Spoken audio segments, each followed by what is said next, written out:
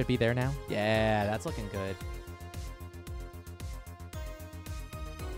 Alrighty. Let's try this again. Hi there, folks. Welcome to another Ysbryd Games community stream. I am your host, Fizz the Human. It has been a minute. It has been a minute. So I hope you were good readers there for a second while I was trying to get the audio working. Pretty much every single thing that So I went down a list. I was like, I'm going to put together a list of all the things that I will need for this stream. I'm going to get everything ready, and it's going to go smooth as butter. And then I go to put everything out there into the internet, and the list needed to be twice as big because there was just like, what do you mean Chrome forgot that I was logged into Twitch? That's strange. Oh, right, I have to change the game information on Twitch. Oh, right, I have to... There was so many, oh, right, I have to's. But here we are. We're back. In the room with the things like the mic. Hi, folks. And thanks for your patience, by the way. I appreciate that as well. We just got back from PAX. Woo! It was good. PAX was a good time. We made it out to Seattle for a few days, about a week's time. I'm going to turn that down. Do we want to have it a little in the background still? I suppose that's fine. Is there like a different...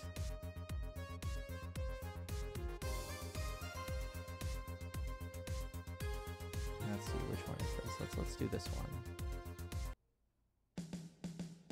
Yeah. Let's do that for some background.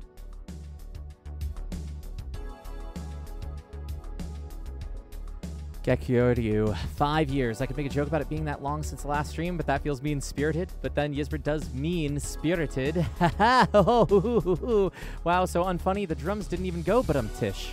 Anyway, hi. Thank you, Gek. No, please, throw all the random stuff you want at me. It has been a minute, and by the end, I'll catch you up on why it's been so long. And, a little bit about what we've got planned. And see how things go. But, yeah, the community stream is 5 years old. Isn't that wild? It's been through, multiple showrunners, multiple streamers have cycled through this chair. Brian's been on here as a bean before. Isn't that wild?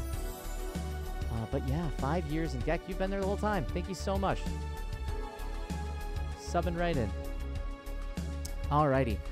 For those that are just joining us, first off, thank you, because I know I said I was going to start at 6, as I said, a couple minutes ago. Everything decided to require me to tweak it in some way before going live. More than 5 years, joined in late into the Valhalla stream Jacob was doing at the time. That's fair.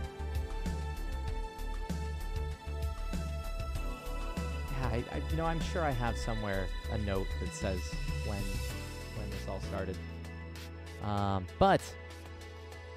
Well, it would have been around now though, because I think the stream and everything started after PAX. I don't remember which PAX, but maybe like making the Discord and stuff started sometime around then. Anyway, let me go over what Ysbryd is if you don't know. I assume that you found this stream from either Discord or Twitter. And I don't know how well things got circulated, but I knew going into PAX that I wanted to be able to show off some of the PAX demos, so I want to make sure this happened. To all y'all that are at home. Anyway, Ysbryd Games, if you don't know, is a video game publishing company that publishes games with spirit, games that stick with you long after you finish playing them.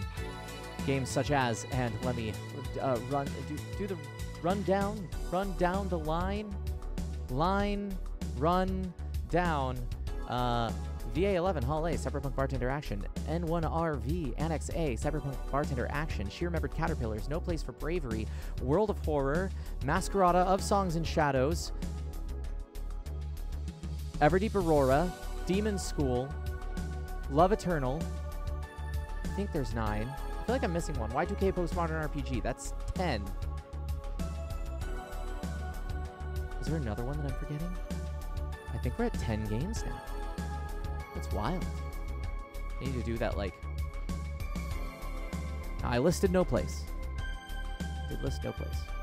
I listed it, like, earlier than expected. But, I feel like Hal Jordan with all the rings on my fingers. That's a Green Lantern joke for you. But, you know, if you were at PAX, you might have heard me talk about the true through line through all of the games, which is, well, really, it's a, like, I have the red strings up on the back, you know, on the 3x5 cards and all the photos for, you know, Pepe Sylvia! But the moon is destroyed in at least 2 games. That has to mean something. At least 3 games, I think. Yeah. That has to mean something. Anyway. Does it mean anything? I don't know. I don't know what it means. But, anyway. We're here to kind of recap PAX and to let the public in on which game stars Pepe. Yeah, we beat you to it. I'm still quick. Tired. I'm quick. Yeah, so as I said at the start, we just got back from PAX West. We trimmed down the booth size a little bit, and while I'm talking, I'm gonna go on the Cursed Bird site here. Should probably go over all the links. Man, it has been a minute. I'm trying to remember all the things I need to do. We have a find us link, right? And a follow us. I got some other stuff to talk about because these need to be updated a little bit. There's a who am I?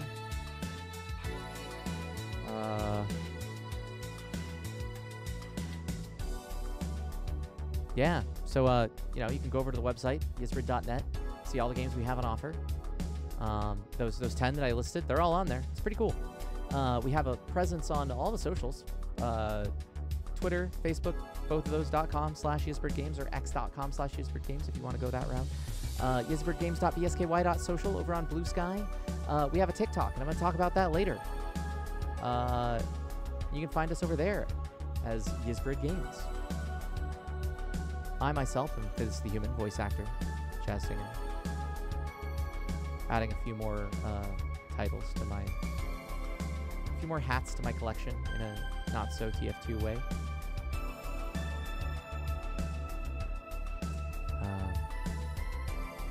Bartender, you know, all that. Yeah. Sugar. Yeah, I wanted to go and find some pictures of PAX. Because there were some taken by a mysterious figure that I'll reveal later on down the line. It's Kyle. Kyle's one for the pictures. Spoilers.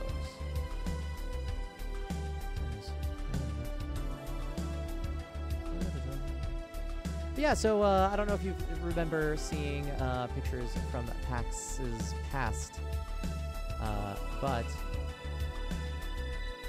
let's see. Copy image dress. I can do this, right? I just add one of these.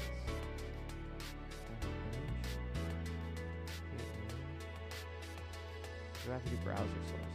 Browser source.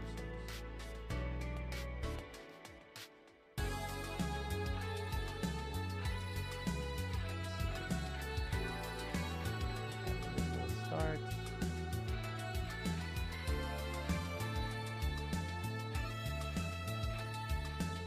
If that works, did it work?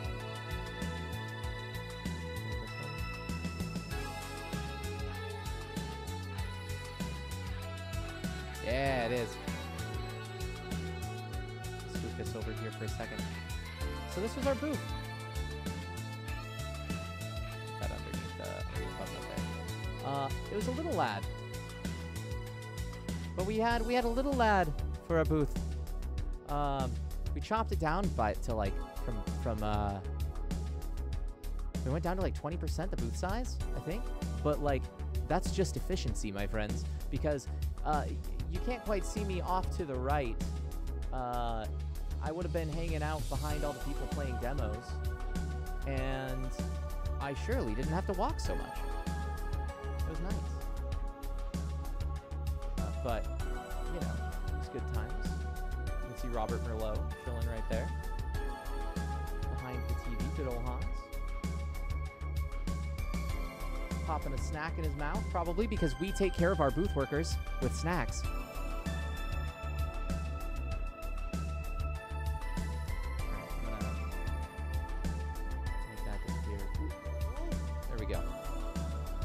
But yeah, it went really well. Game's got a couple nice shout-outs from some cool people online, including getting a little award for Everdeep. I'll show that off later. But yeah, we came, we saw, we conquered. You know how it is. It's a good time.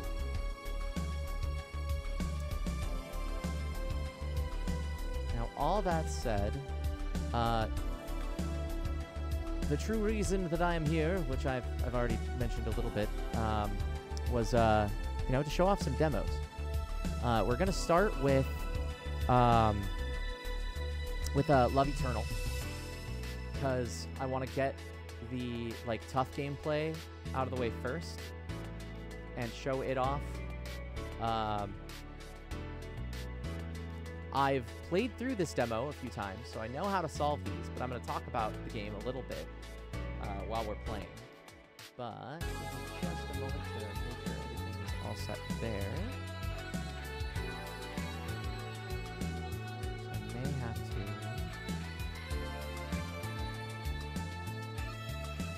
make sure it works with my screen being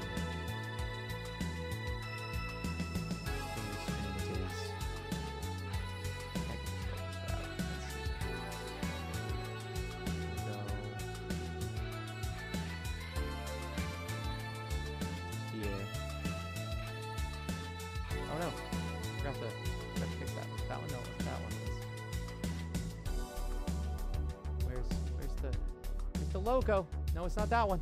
Yeah, jeez. There it is. That looks right. Colors are fine now. We're good. Don't worry about it. These things happen. We're doing it live! Anyway, let me make my Friday game. Get a proper one here.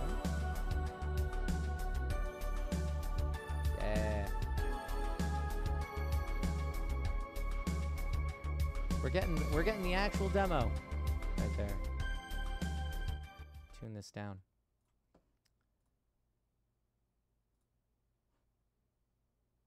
So this is Everdeep Aurora. I mean, excuse me. Let me just trip right out of the gate. This is Love Eternal, a platformer by Brilka. That is how you pronounce the name. A couple of amazing lads from LA, right here in California, where I am. I'm not in LA, but they're in LA. I'm in NorCal, but they're in SoCal. And they're churning out this incredible game. The way that I was describing the demos at PAX is that we have a couple of platformers on offer. One of them is a cozy cat game that gives you the vibes of sitting at the edge of your couch underneath the lamplight with a Game Boy Color, and you know that feeling, hoping that your batteries aren't running out. That would induce a panic, but minus that, cozy as cozy can be. The other one, where the pendulum kind of swings the opposite direction, is the oh god, why atmospheric precision platformer, and that's the one I'm going to show you first. We're gonna warm you up. Let me make sure the controller works and everything. Are we good here? Hello. This might be a Fizz grabs the Xbox controller gonna hit Z. Or maybe I just play it with mouse and keyboard. Yeah, let's see if I can swiftly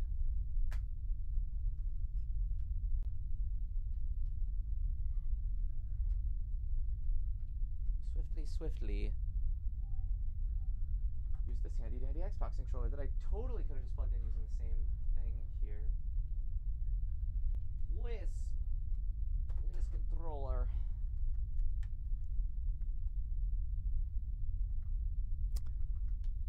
Yeah, there we go. Now this is a 15-minute demo, I believe, but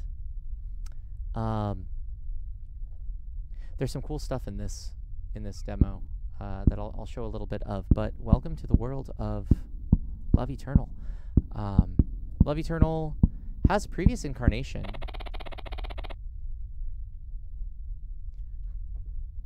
Maya, dinner's ready. I'm coming. Has a previous incarnation called Love that you can find on itch.io by looking for Brilka, B-R-L-K-A. And you can kind of see some of the vibes that spawned this one.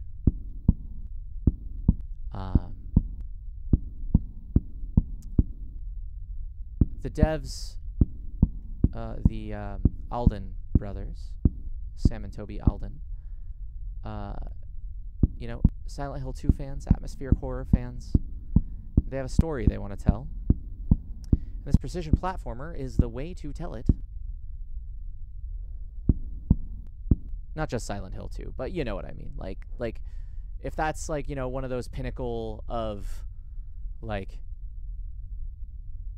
horror vibes, it shows their taste, you know what I mean? And it shows our taste for having taste in their taste, right? Food's on the table, Maya. Come sit. I thought you were going out with Lacey tonight. What are we having? Fish. Ew. Just sit down, Maya.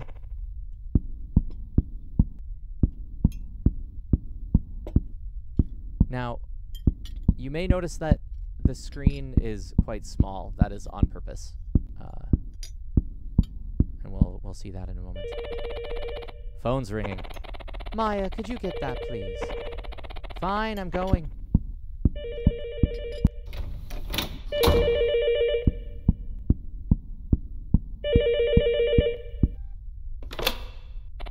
Hello?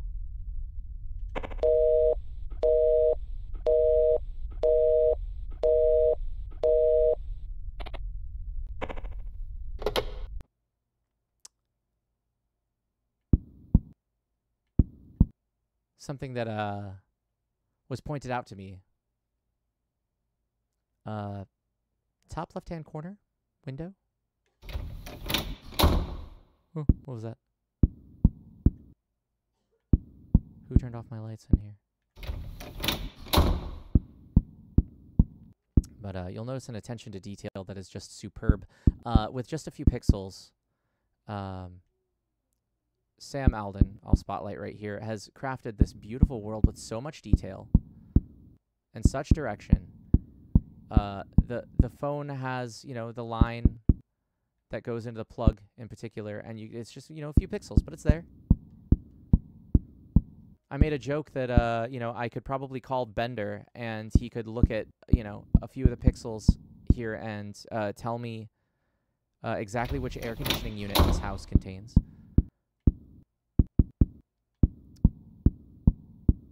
Huh, strange. I wonder what... Oh. Oh.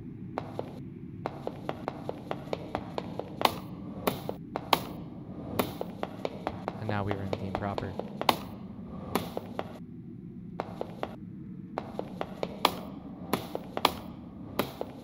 Now this game plays a little like, you know, Celeste, or as we'll see in a little bit, VVVVVV. the almost like tennis ball or like ping pong ball sound, which is incredibly satisfying. Kind of reminds me of like I Want to Be the Guy. It's like that level of like precision platformer. Maybe not that level of intensity, but let's see. Do tell me if things are a little too loud. I can always adjust.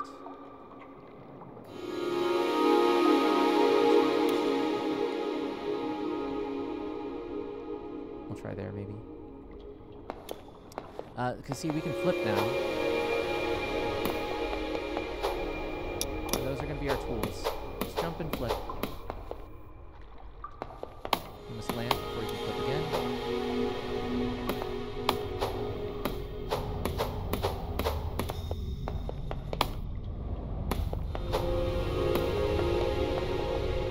And what I really like about this, and I'll get into it a little bit once we get to the games. That looks like it peaked. Let's bring this down. Music's still like 6 decibels. That's funny you say that, because that's about where I'm bringing it down to. Let's put it here. As was that sound effect? Yeah. Yeah, that sound effect fired right into the red.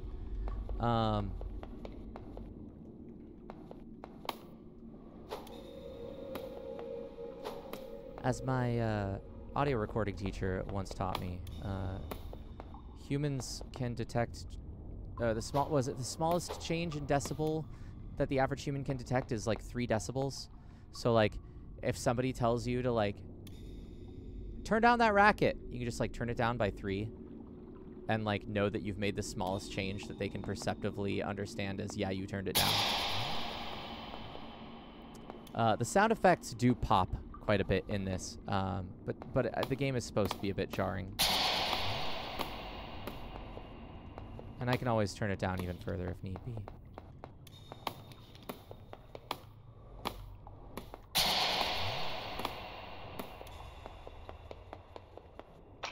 We have switches now.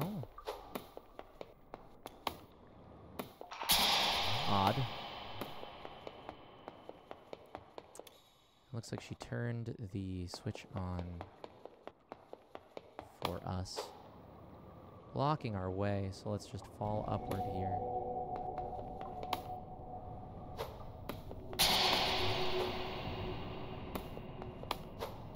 I'm gonna get my bearings on this again. Right.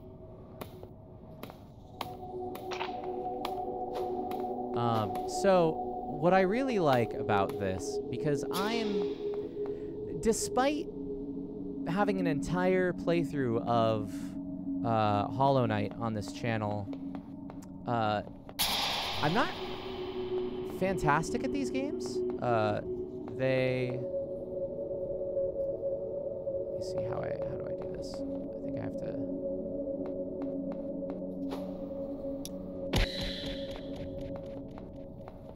How did this work again?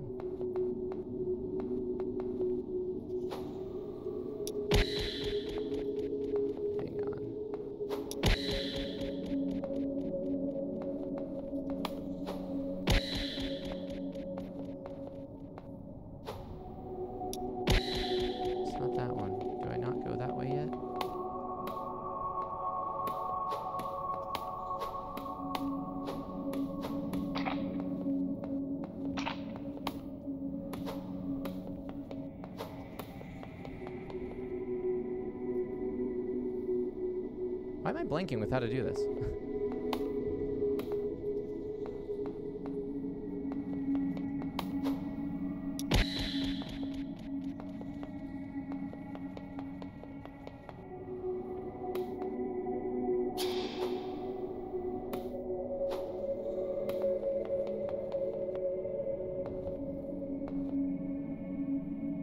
Oh, right.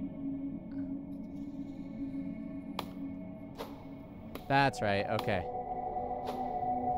This room, like, was easy for me to do the first time I played this demo. And yet now,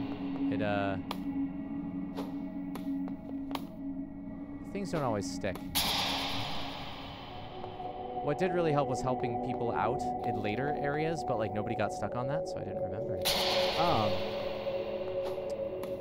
So as I was saying, the thing that I really like about this game is that every room feels almost like a puzzle rather than necessarily like a test of your reflexes. You know what I mean?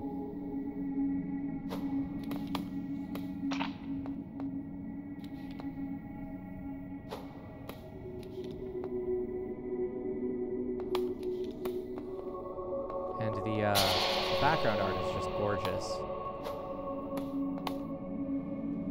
In fact, all the art in this is just gorgeous. Touch the redstone after flipping to regain the ability to flip. Toby Alden, the lead dev programmer writer, was with us at PAX and did many an interview. Thanks so much for coming out, Toby. It was a pleasure working with you. And it was really nice to be able to like have people, oops, I did that wrong. Have people, oh, I forgot what buttons do. Give you like feedback live, you know? And to like hear what people thought and felt.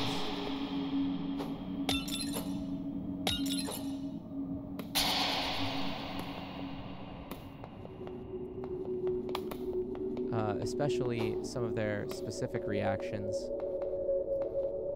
Okay, this one was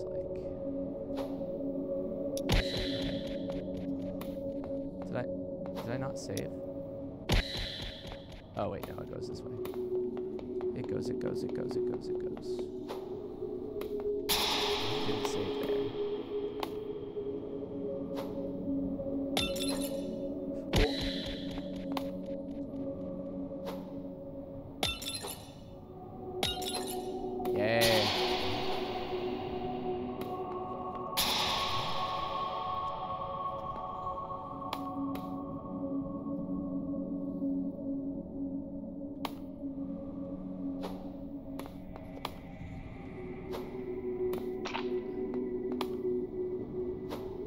I can get through some of these.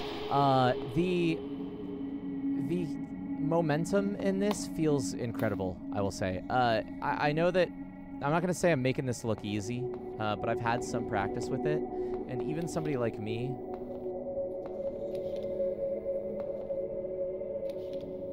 Oh, I never caught that before.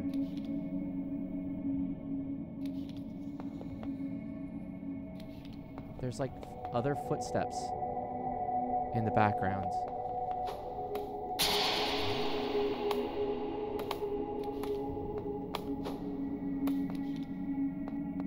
Or something.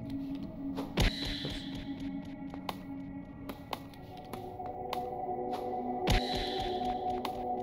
Come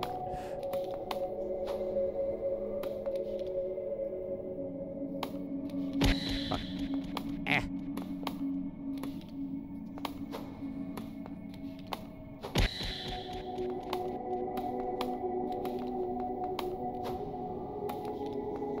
Maya for Smash Bros. She's got a sick way to stay in the air. Brain, retain, please. You're making me look like a fool in front of all these people. Okay, that was a mosquito, I think, that just tried to attack my eye. No, sir, I don't like it.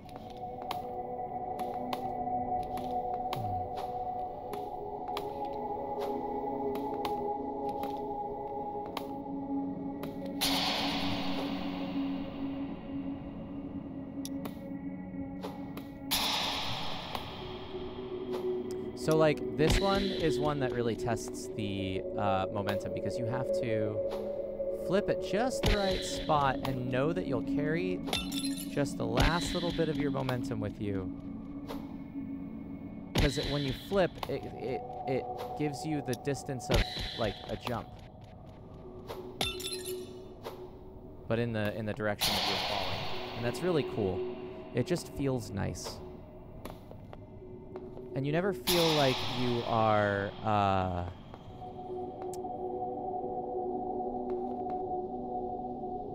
when you screw up, you don't feel like it's because of the game. You feel like, oh, that was my bad, and I know why.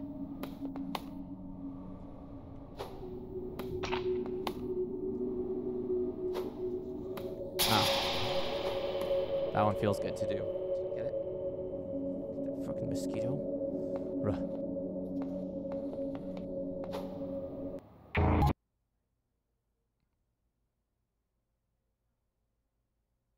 Right. Right.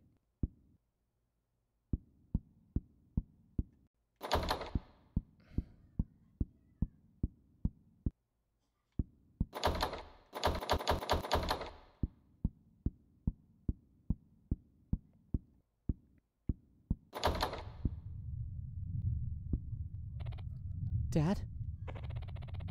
There you are, Maya. Your mother worked hard on this dinner, Maya. It's important we all eat together. Now look at me.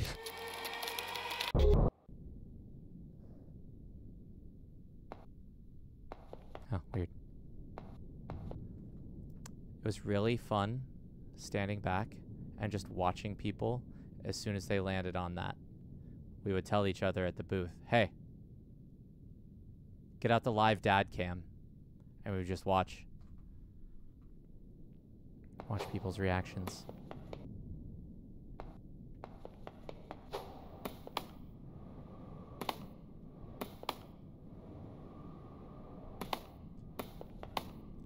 Toby, if you're watching, I have 100% doubt that that was the voice you intended for that dad.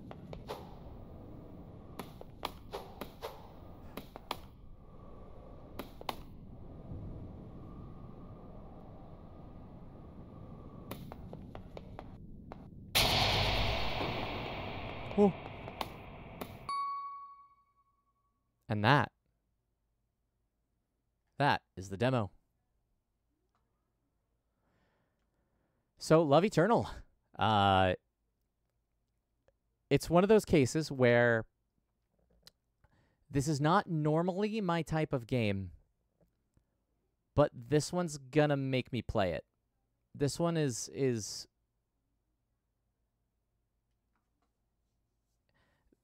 I can tell that the story and the vibes of this game, for me, will transcend any trepidation I would have about the gameplay type.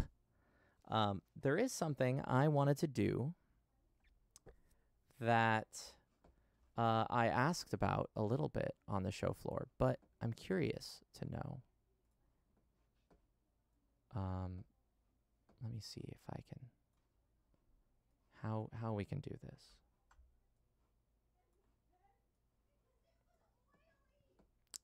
I'm gonna do something like, I'm gonna do this live.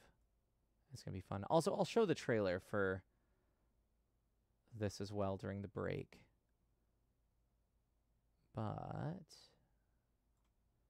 can I, is it this one? Let's try this one. You know, we'll make it this one.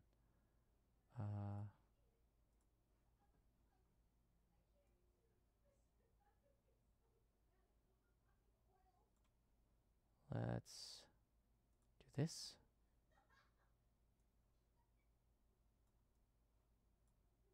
Yeah. Now we're cooking. Can go wider, I see.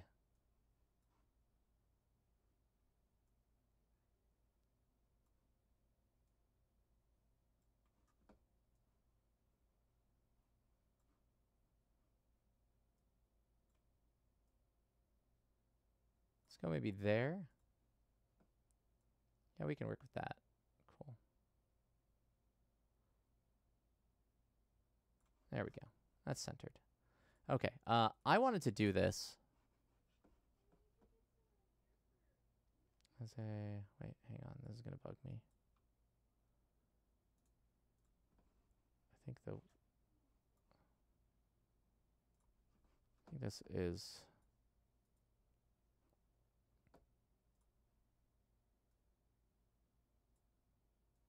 Oh. It was there. Well, maybe that looks about the same. I swear there was a way that we had this. That seems too dark. It's definitely too dark. Huh, well. Alas.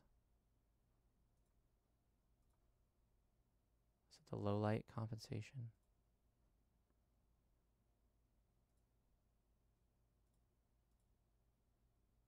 Turn off.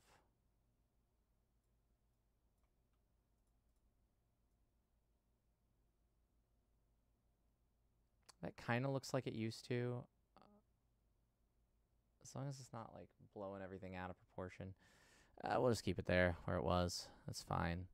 But anyway, I'm getting distracted.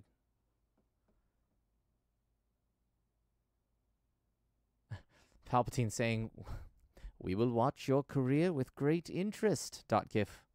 That's my reaction to this game. Yeah! I like that reaction. Keeping an eye on things. So what I wanted to do...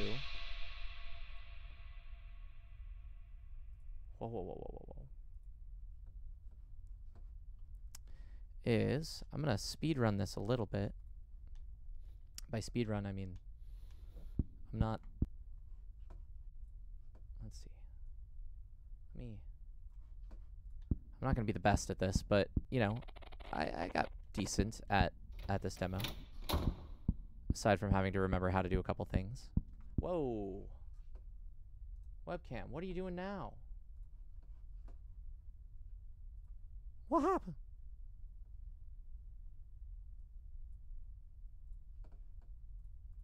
Okay. At least it's not blown out now.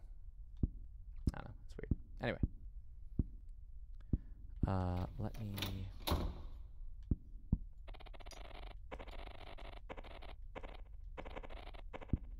kind of go through this real fast. Try to set a table. Phone rings. Yes.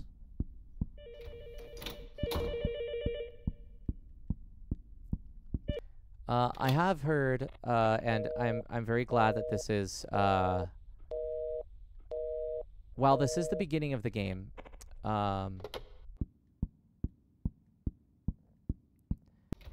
there's, okay.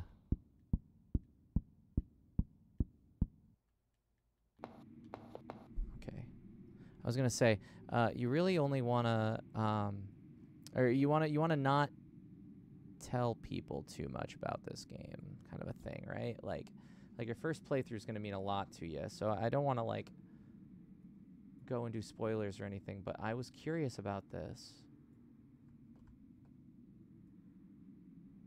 And oh, hello. Handling things all right there, computer? Got a lot of things going right now. But I was curious if, like, what happens, you know? I wanted to see this really nice artwork.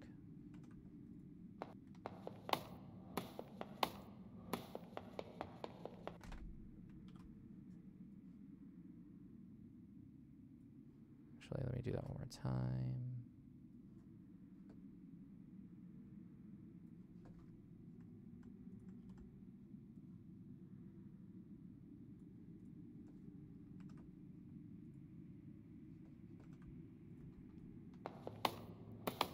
Like, just for funsies, you know?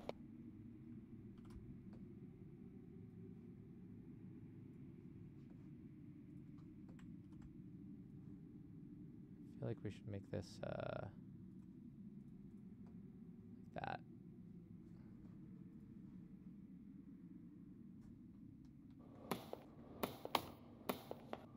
While I run around here a little bit. And if anybody has any questions, feel free to ask.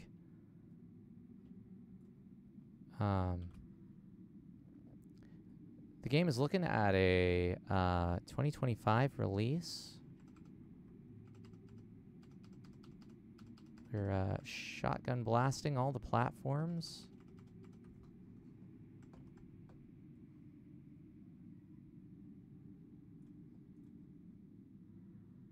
Like, look at this already.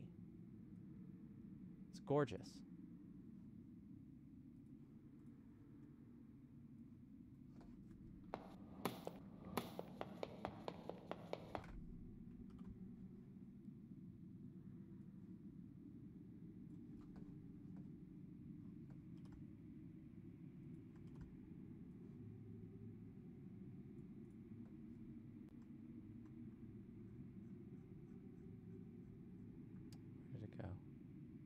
How did I lose it? There we are. Like, you can just see the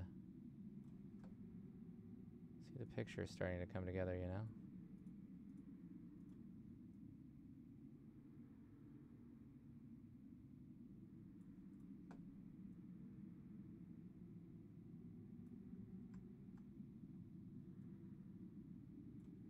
I think you can just, like, do this.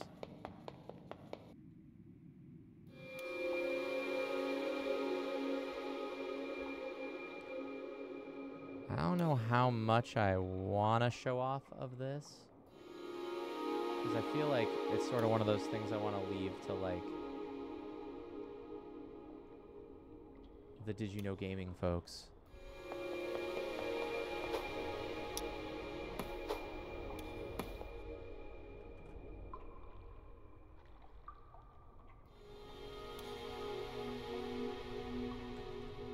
Now, I don't know where all of this fits together exactly, so I don't know if, you know, I'm just starting to put it here. That's probably like one of those pieces that you can find a better spot for.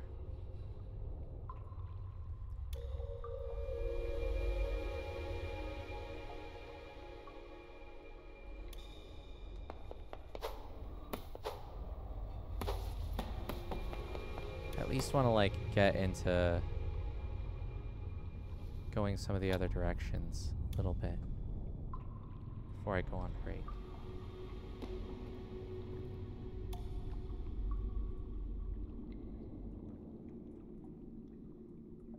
You know what, we're just gonna do this. I'm gonna pave over this. If those things were connected, I'll leave that for when the game comes out to know, you know?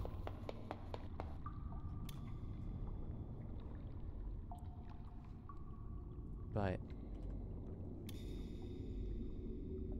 it's just gorgeous artwork, you know?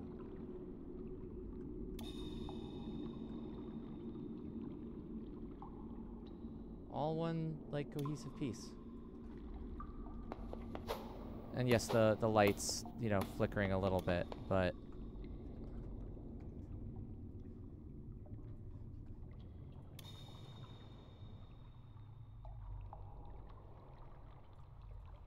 you can just do this.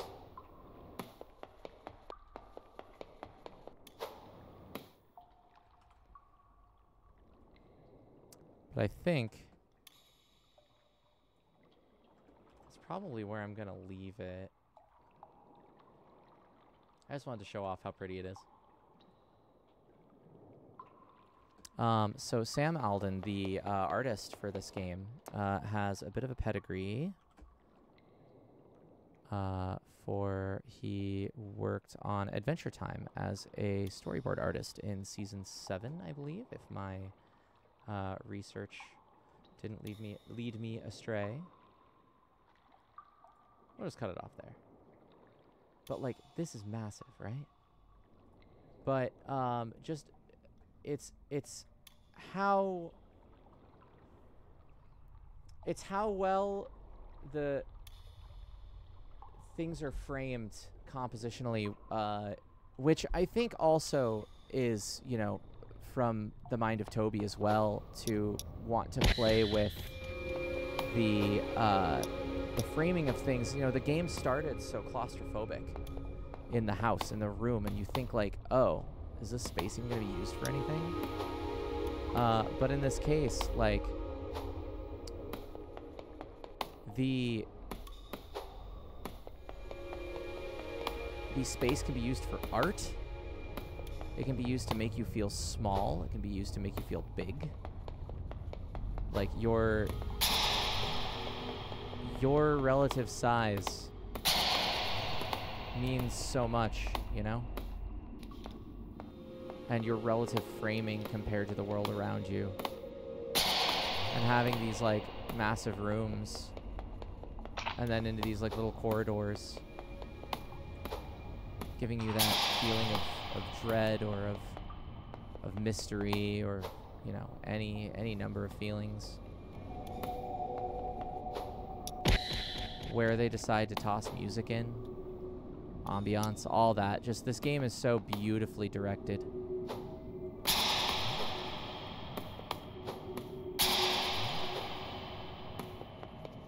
There's what sounds like bubbling water, maybe? I don't know. Like, I want to just pick this game apart.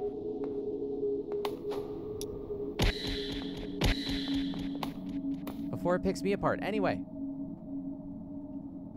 That, my friends, is Love Eternal. I had a message from Love Eternal themselves. They were just wondering if things were going to go live because I took eons. That's okay.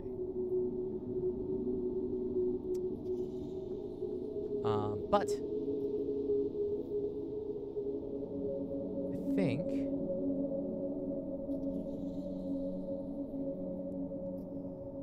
I think I will go ahead and call a break here. I'm gonna show off the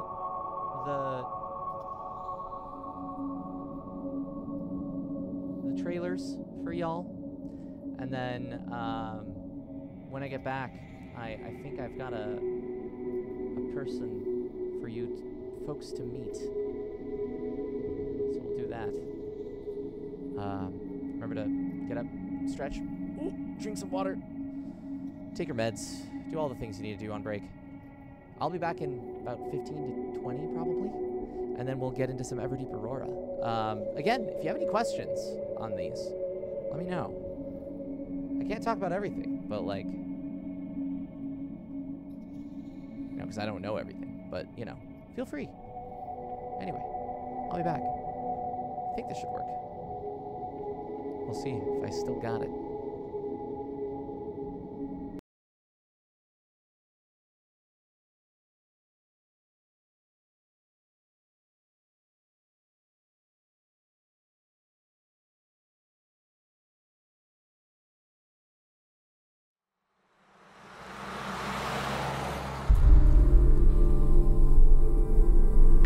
The lonely heart cries out to be heard,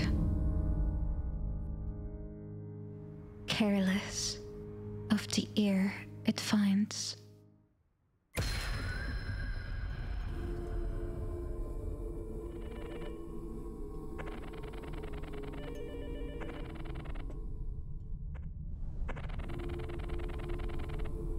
And she who listens hears your call.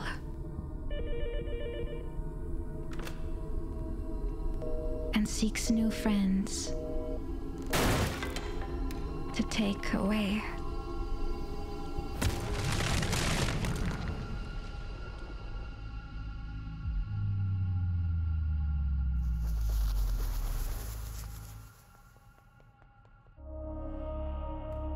Away awaits love.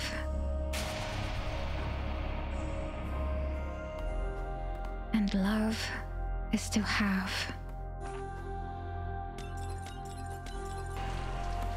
To have is to chase, and chase you she shall. through stones made of scorn and the bricks of old pain, through dark tunnels daubed on paper-thin wings, till shelter is sealed absolutely around you. Fly and amber, dog and tomb.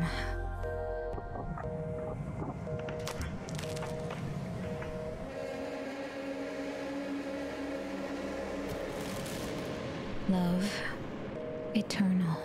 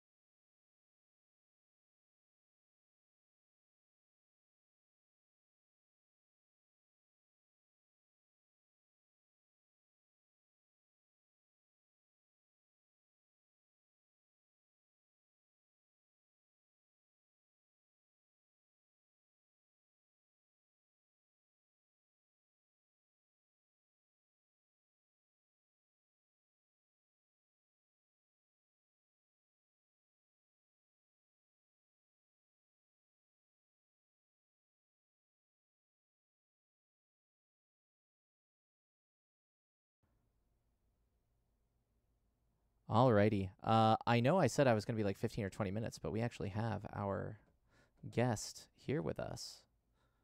I don't have his audio sounding on here yet. But give me 1 second because I want to make sure that it's going to take a couple seconds for me to get this all dialed in to get video stream. But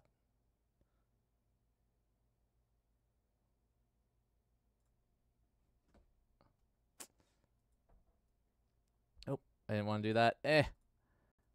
I worked so hard on this. Alrighty, let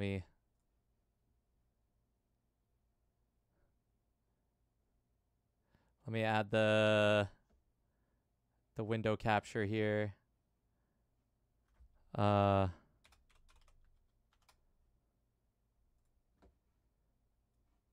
not that one. It's not that one. Don't look at that. That's audio settings. That wasn't supposed to show up. Okay. Let me see. Properties. It's this one. And then we have a yeah, we got a Kyle. And let's get that audio in there. There we go. Can everybody hear Kyle? Hello, everyone. I'm hoping that everything's working there. So when I was running late on the stream, yes, everything was like kind of taking some extra time because I forgot that like I needed to log into things, but also I realized at like 6:10 while I was like still working in MS Paint to make sure that this was like that I wasn't fudging the tiling of the background stuff to get everybody or to get this all set up. Yeah, everybody welcome Kyle. This is the video production lead at Ysbryd Games.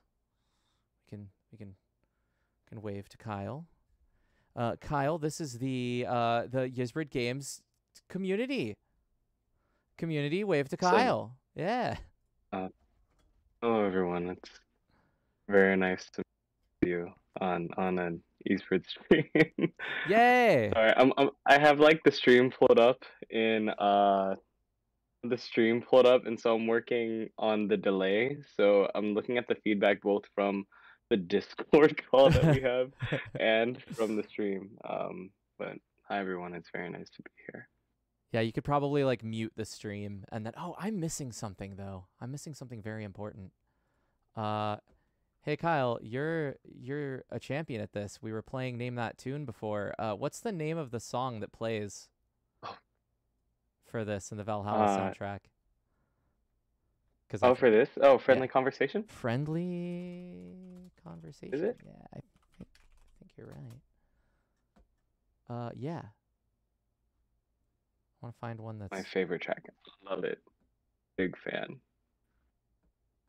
You know, I'm gonna play this one that says extended, but it's only like 17 minutes long. So is it really? Yeah, there we go. Now we're really in it. living the Valhalla dreams. We just need the and then we're really living the life.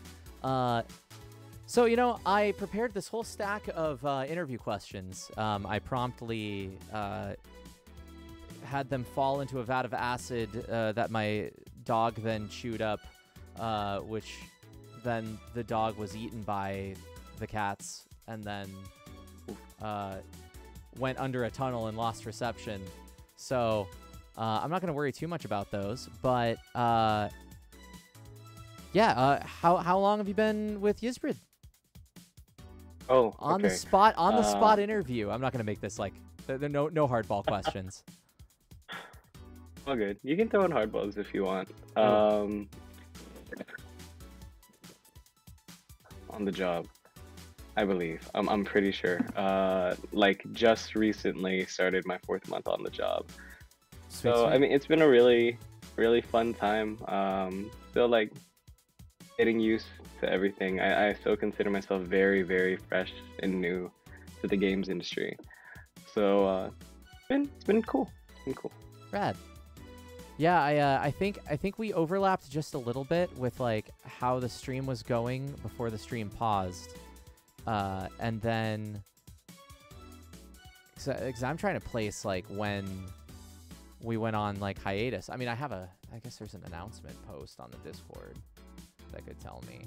Oh, But when your voice when your voice. Yeah, but mainly just like trying to see when. Yeah, that was June 24th.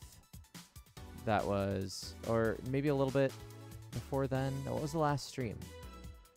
Early June. Yeah. My start Early date June, was yeah. Beginning of June. Rad. Okay, then yeah. As soon as my curse decided to throw the stream out the window, you joined us, and all hail the savior, or something like that. But yeah, so Kyle, you were hired on as video production lead, but the all those videos, at least the main ones that I have seen, are over on TikTok. And I grabbed some of those. Not like... Awesome. Didn't grab... Oh, I'm missing one. I thought I grabbed all of them. You threw a couple at me that you wanted me to show off. Let me see if I can... It's probably gonna, like, start playing. I'm gonna have to, like, pause it. And then, like... Oh, yeah. Okay. All right, then we go. Remember, we're doing this live. That's not it.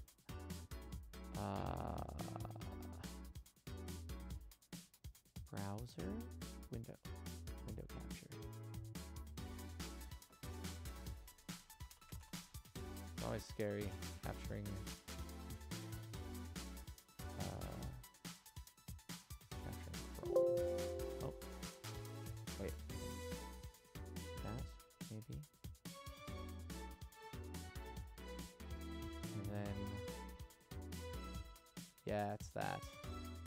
And then, is that? Oh, is I that love this one. LeBron himself. One second. I love this one. This is my favorite. I remember this was when the account was starting out, right? I think if I posted something like it today, it would pop off just a little bit more.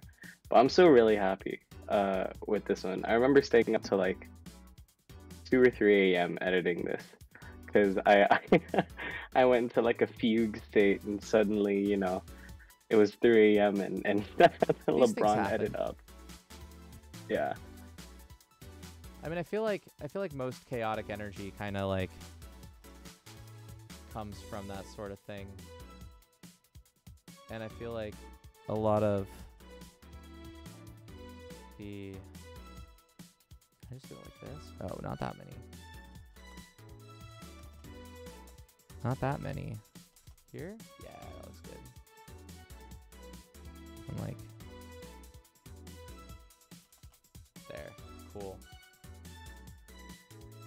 That's roughly the size of a single TikTok. We're gonna put that right here and pretend that it's like fitting in the thing. I could shrink it, but that would be doing you a disservice. It's fine. It fits. It works.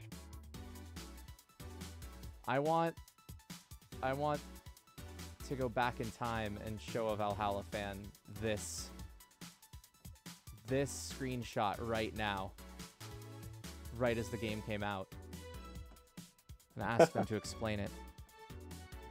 All right, I'm gonna mute this. Oh jeez. Ooh, you can see my secrets. Don't look at them. All right.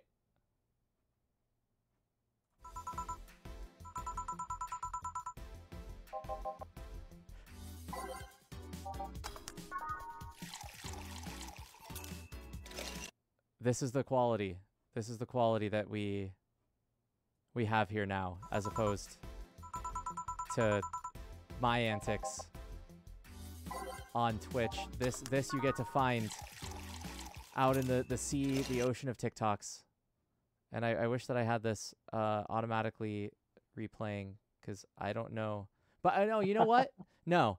TikTok knows. You know why the algorithm knows? Because this kid is going places. Skull, #funny.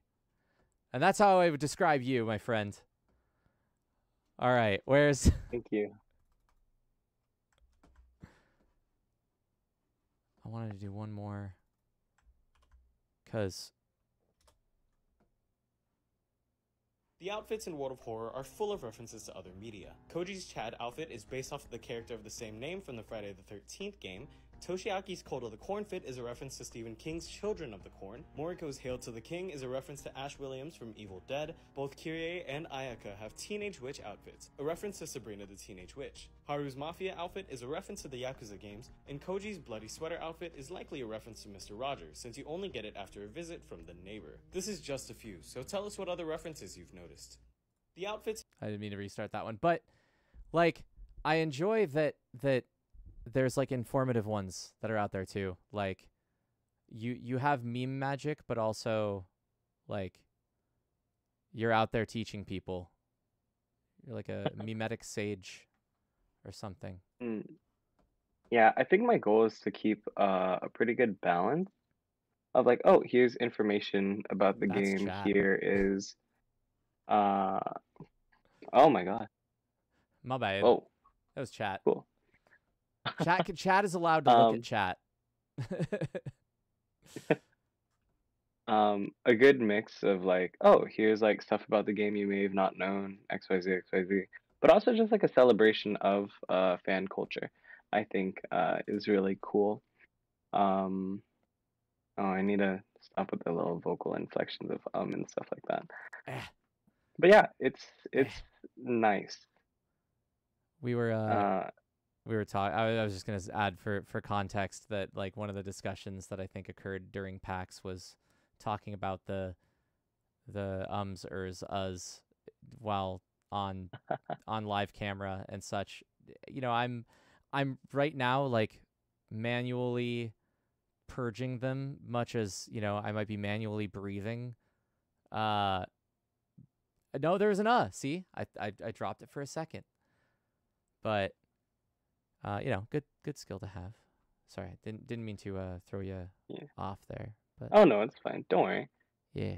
I'm in my position because I get to, like, cut and edit all of all of mine out.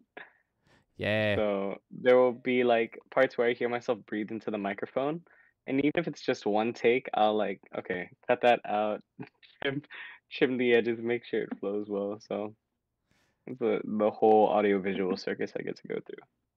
There's definitely, like, some auditions I've tossed in where, like, I'll, like, you know, I don't want it to be like an entire, like, Frankenstein's monster of a voice clip, but sometimes it's like, that ending was perfect, but the beginning sucked. And then you redo the beginning and you're like, this works. And then you just and it Yeah, just a little bit of magic. Just a little bit of yeah. magic. Absolutely. But yeah, so Kyle here is who you're seeing if you're over on the Ysbryd Games TikTok, which I don't have a command for it yet in chat. But I think you can just, what is that, TikTok? Is it just tiktok.com/@Ysbryd Games specifically? There's that Forget at if symbol.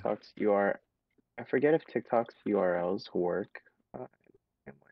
See. Might work without the @ Does it work without the @ No, it doesn't work. Sorry, chat. My The outfits in microphone World of fell. Horror are full of... That probably wasn't great for your ears.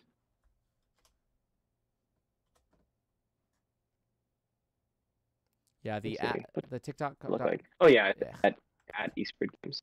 Yeah. I'm going to post that right in chat there for y'all. Go check that out, because there's, like, stuff you may not have known about some of our games, especially the stuff that, like, we haven't touched on in a while. Like that World of Horror Did You Know thing there. I didn't realize there was like the Friday the 13th reference in there. I knew some of them, like the Yakuza stuff, but like some of those like little slight horror movie things. I didn't know that there was an Ash reference. Even though, you know, could one argue that the stick is a reference to the boomstick? Don't listen to me.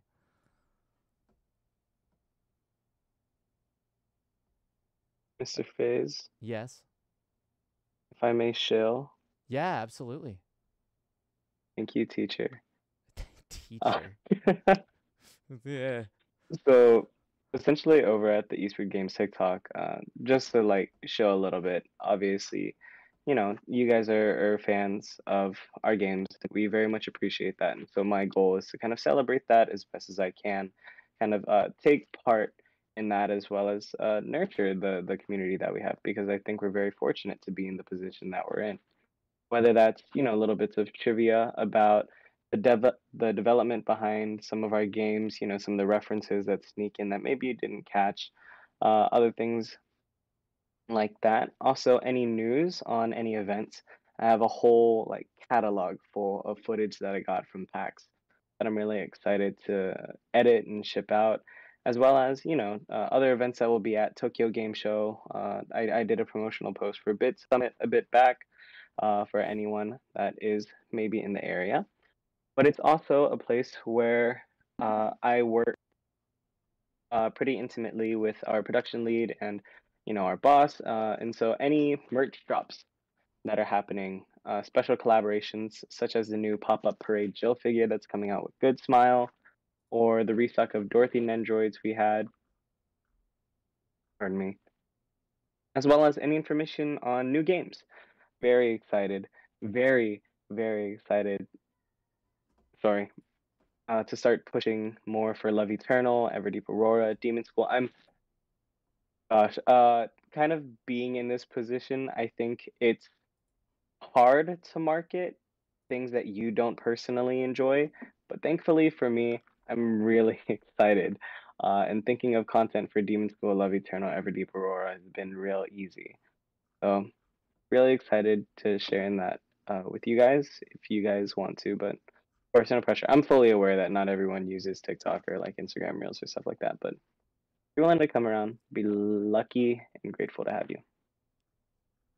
Thank you so much. Yeah, like Chill over. no, that's like that's not even shilling. That's just like, hey, here's good stuff. It's just there for the taking. Oh, Just go Fizz, on I can't TikTok. hear you. Oh no, can't hear me. Why would you not be able to hear me? Was it just because I took my mouth away from the mic for a second? Maybe it's That might be on my end.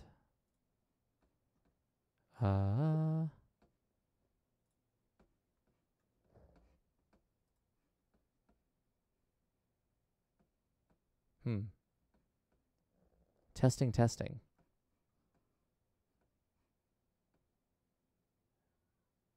Now I can't hear you. Oh wait, no, now I can. Now I can. Wait, I'm Awesome. hearing myself? Wait. This is some creepy pasta. Yeah, sorry. It's because I have an external mic. Ah, okay, no worries. It's because I have. Yeah. This is the Okay, we should be good now. cyberpunk dystopian communicator device.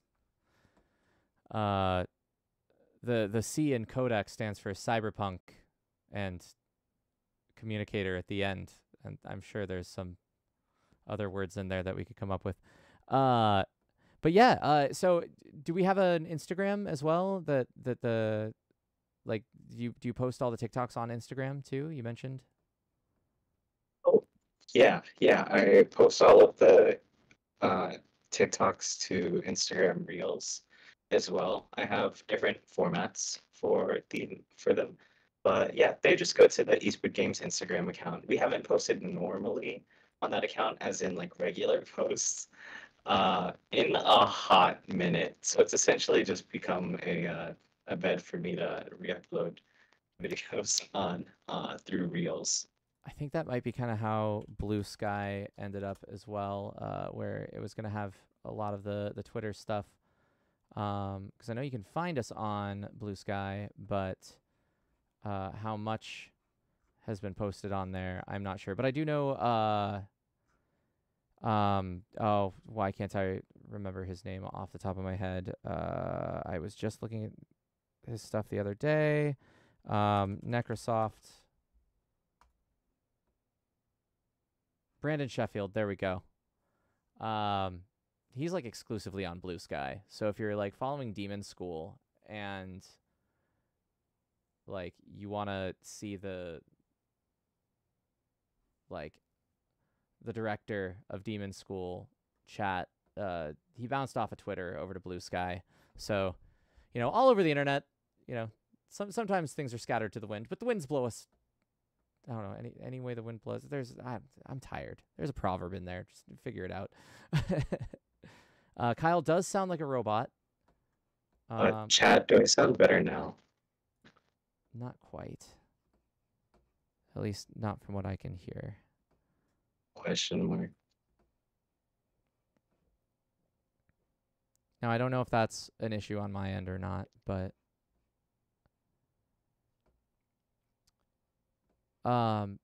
did you have any I guess if we do want to try and fix it, we can. If things are going okay, if he's still legible. That's not the word I wanted, but somewhat clear. Then I don't want to sound like a robot.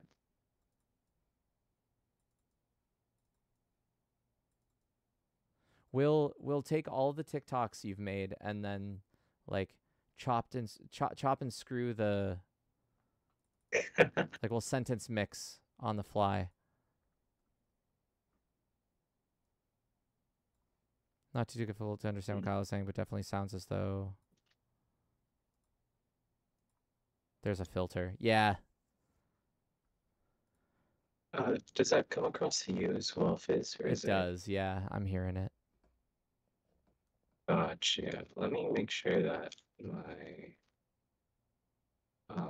audio settings are correct. Sorry about this, chat. Don't mean to. It's all good. Chat's used to shenanigans happening on this stream, so. How about this? Oh, that's Fizz? perfect. Yeah, you sound great. Oh, awesome. Yeah, cool.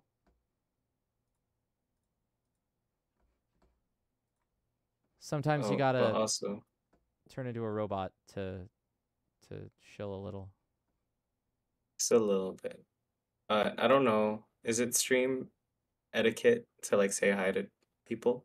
Yeah, you can. Go for it. Okay. Hi, Hans. Can I call him that? Yeah, absolutely. Okay. If you couldn't, it's too late Hi, anyway, but Hans. no, you absolutely can.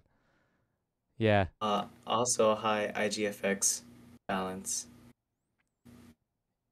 Yeah, we've got And some also, thank you, the Blitch Witch. What is happening And here? Let's see. There's band. Loud Geo Drit.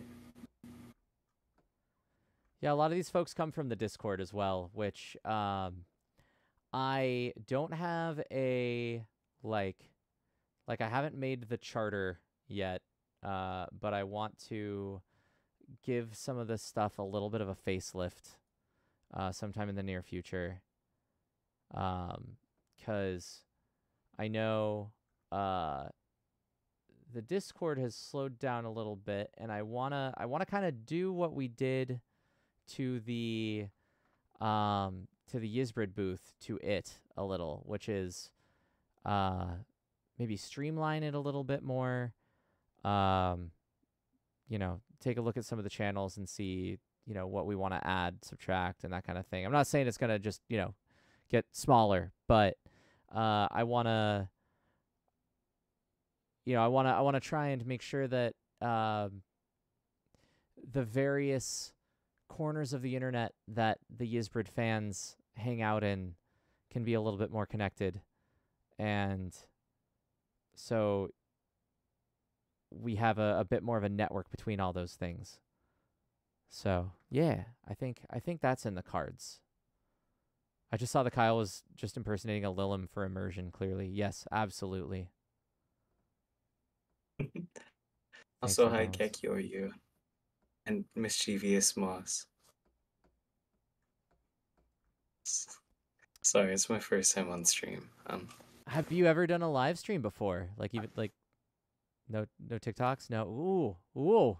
Okay. No. Well, this is a weird one. I mean, it's just like, you know, hey, let's just have a conversation that a bunch of people can overhear. But you know, you don't have to worry too much. Sounds good. By Good too to much, know. I mean at all. Don't even worry about it. So much of the Ysbryd channel has been just improv anyway, I feel like. But I also want to you know, try to, well, I guess let me put these sentences in order. As I told Kyle before, and as the folks on the Discord know, I've been having to take a break to try and heal my voice up. There was one of the more recent, and I say recent with an asterisk, but one of the more recent games that we played on there was Sea of Stars. And so one of the main party members, at one point in the stream, I have him have a certain voice, and by the end, that voice is like mostly available to me. So you can see kind of this like descent of how things sound. So to that end, and the reason why I'm not like, yeah, Ysbryd streams are back, baby, let's go once a week, twice a week, doesn't matter, a billion times a week. I'm going on a 3-week vocal rest starting tomorrow. So I'm going to be like pretty much silent for 3 weeks. And I'll be taking that time to ruminate and chat with people in text form and try and, you know, figure out what ways we can try and get, I think, the Ysbryd stream similarly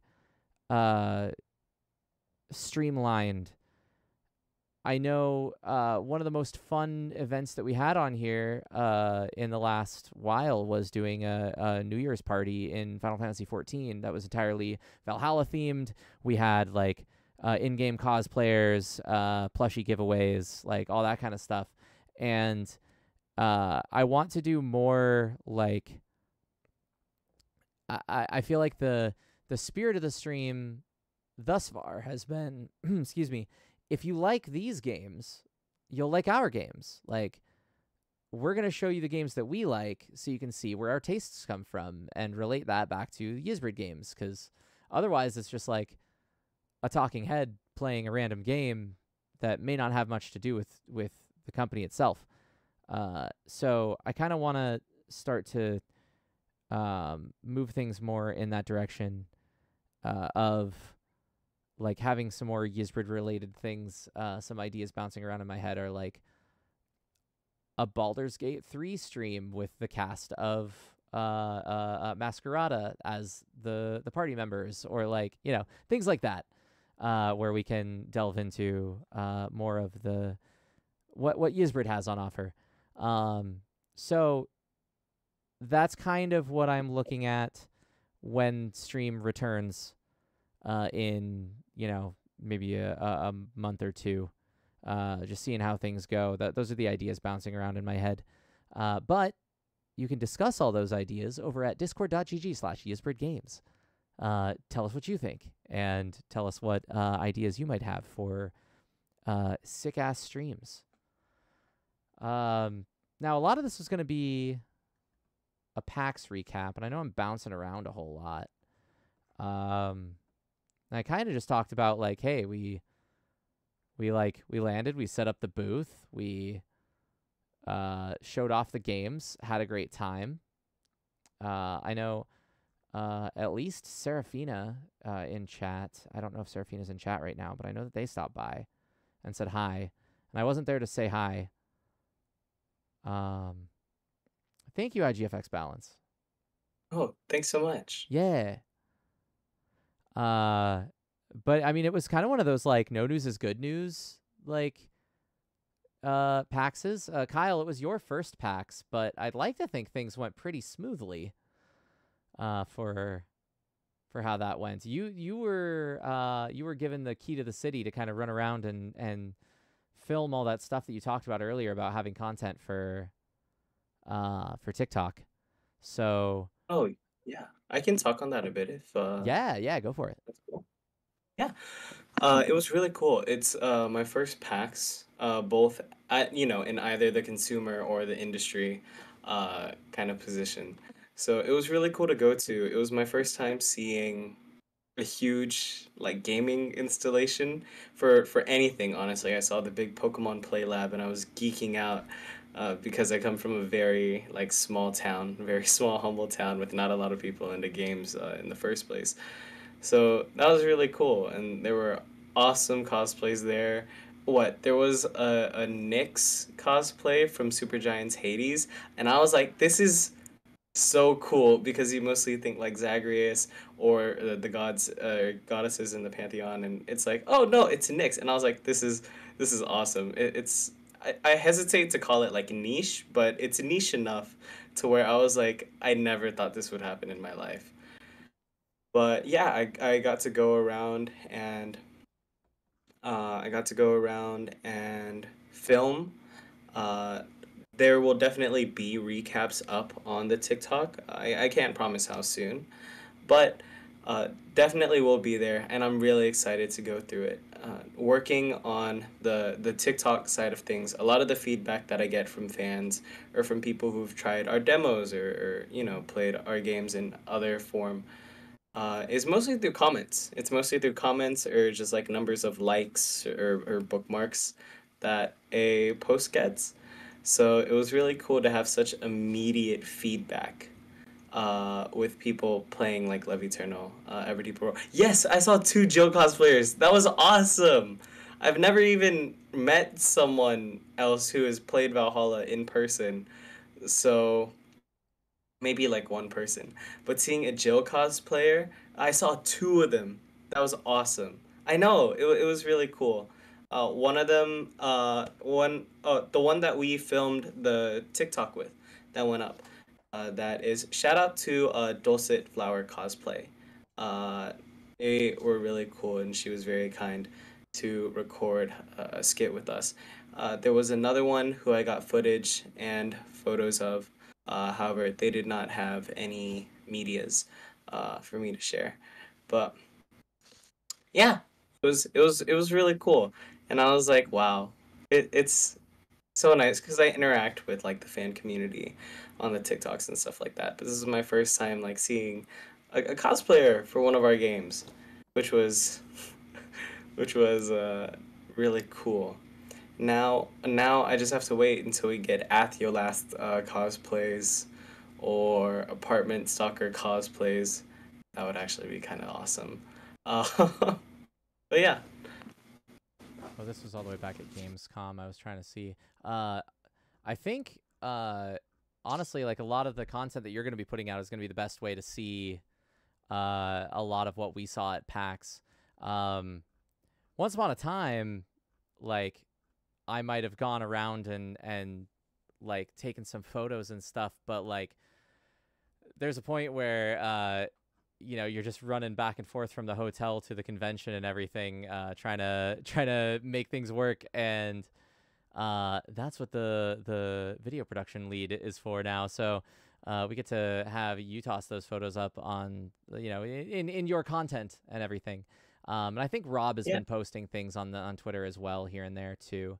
So and of course you can look up like PAX 2024 itself. And see plenty of the sites that we got to see that aren't just our own stuff, but yeah, I think it's really cool.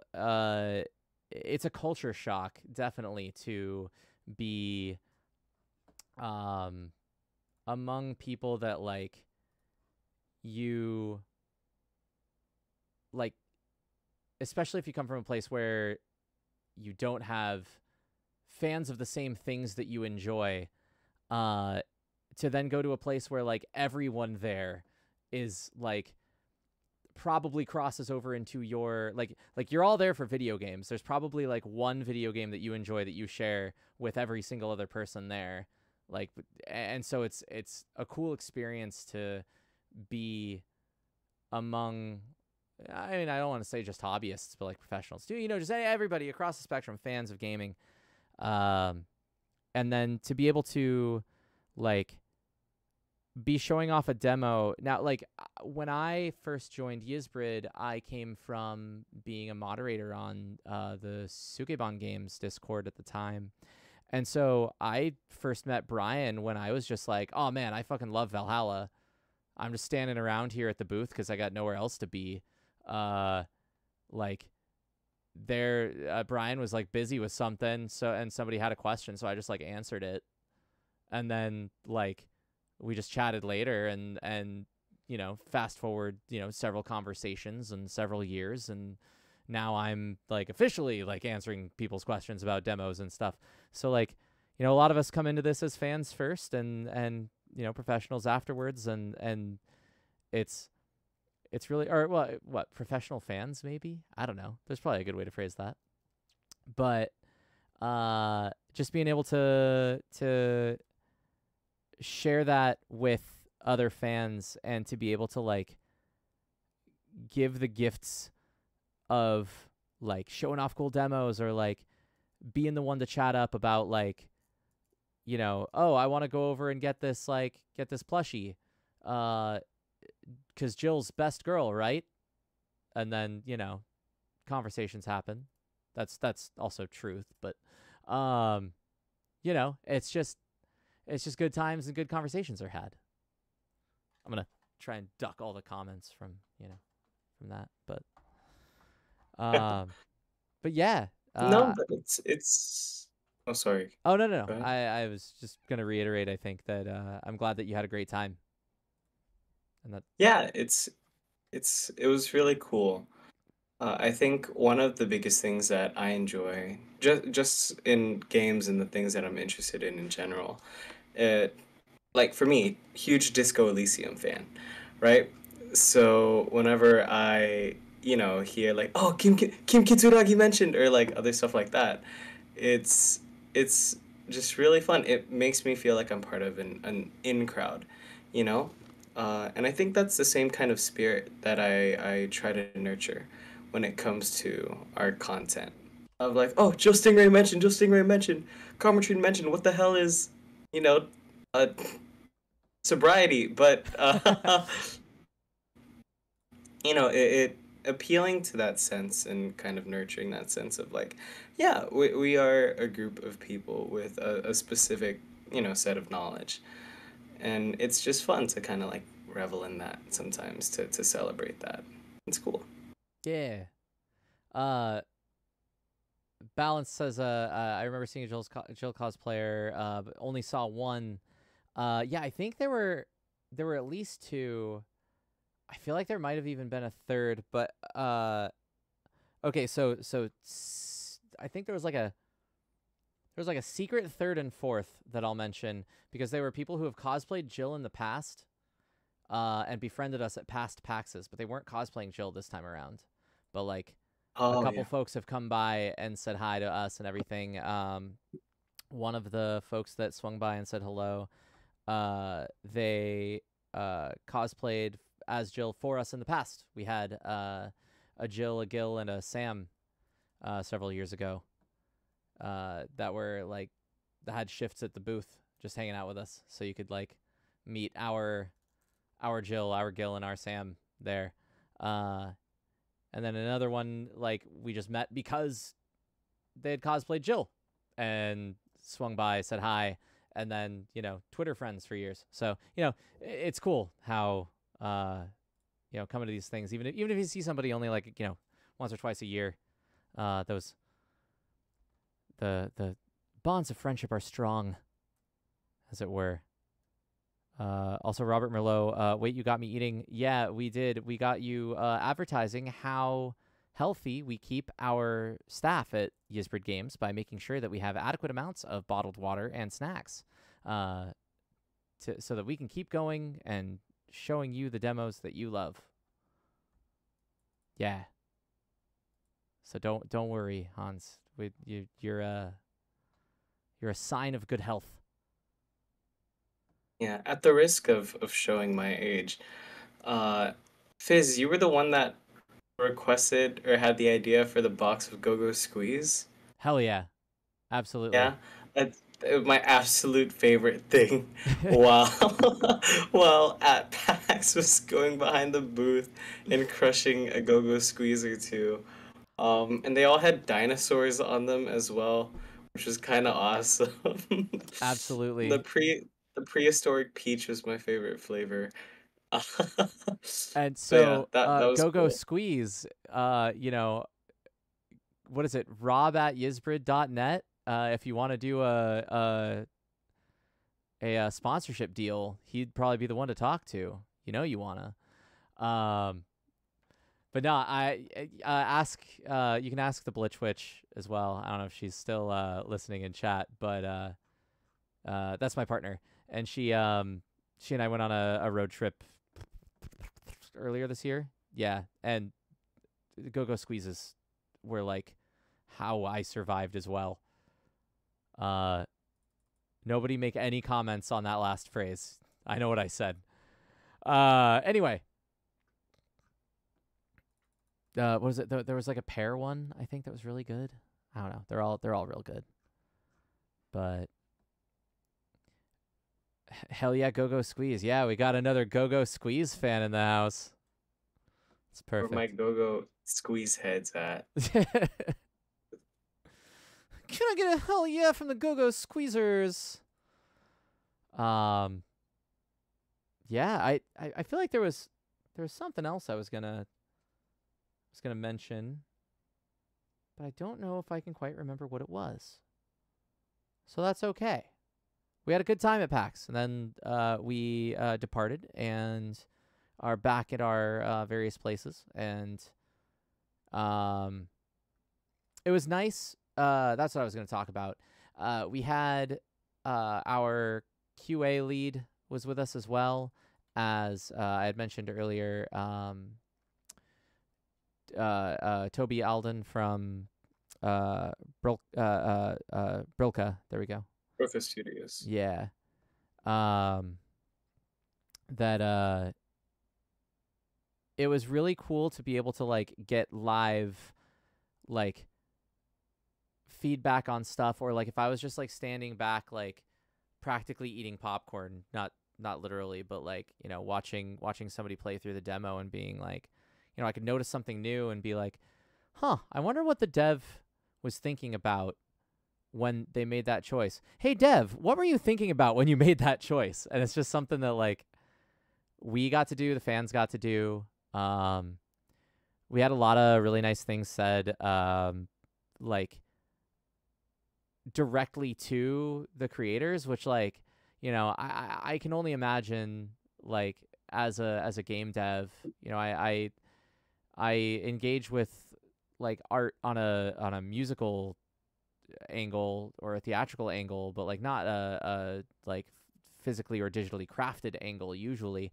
So, but I think still, you know, everything translates, that just watching somebody just light up while like engaging with the thing you created must, you know, it's one of the best feelings in the world, I think. So, you know, I think it's awesome to see the devs and everything come out and be able to, you know, I don't know, maybe it's stressful for some to have people playing your game, especially if it's like, you know, one of the first outings, but I hope that this was a really good experience for the devs as well, to be able to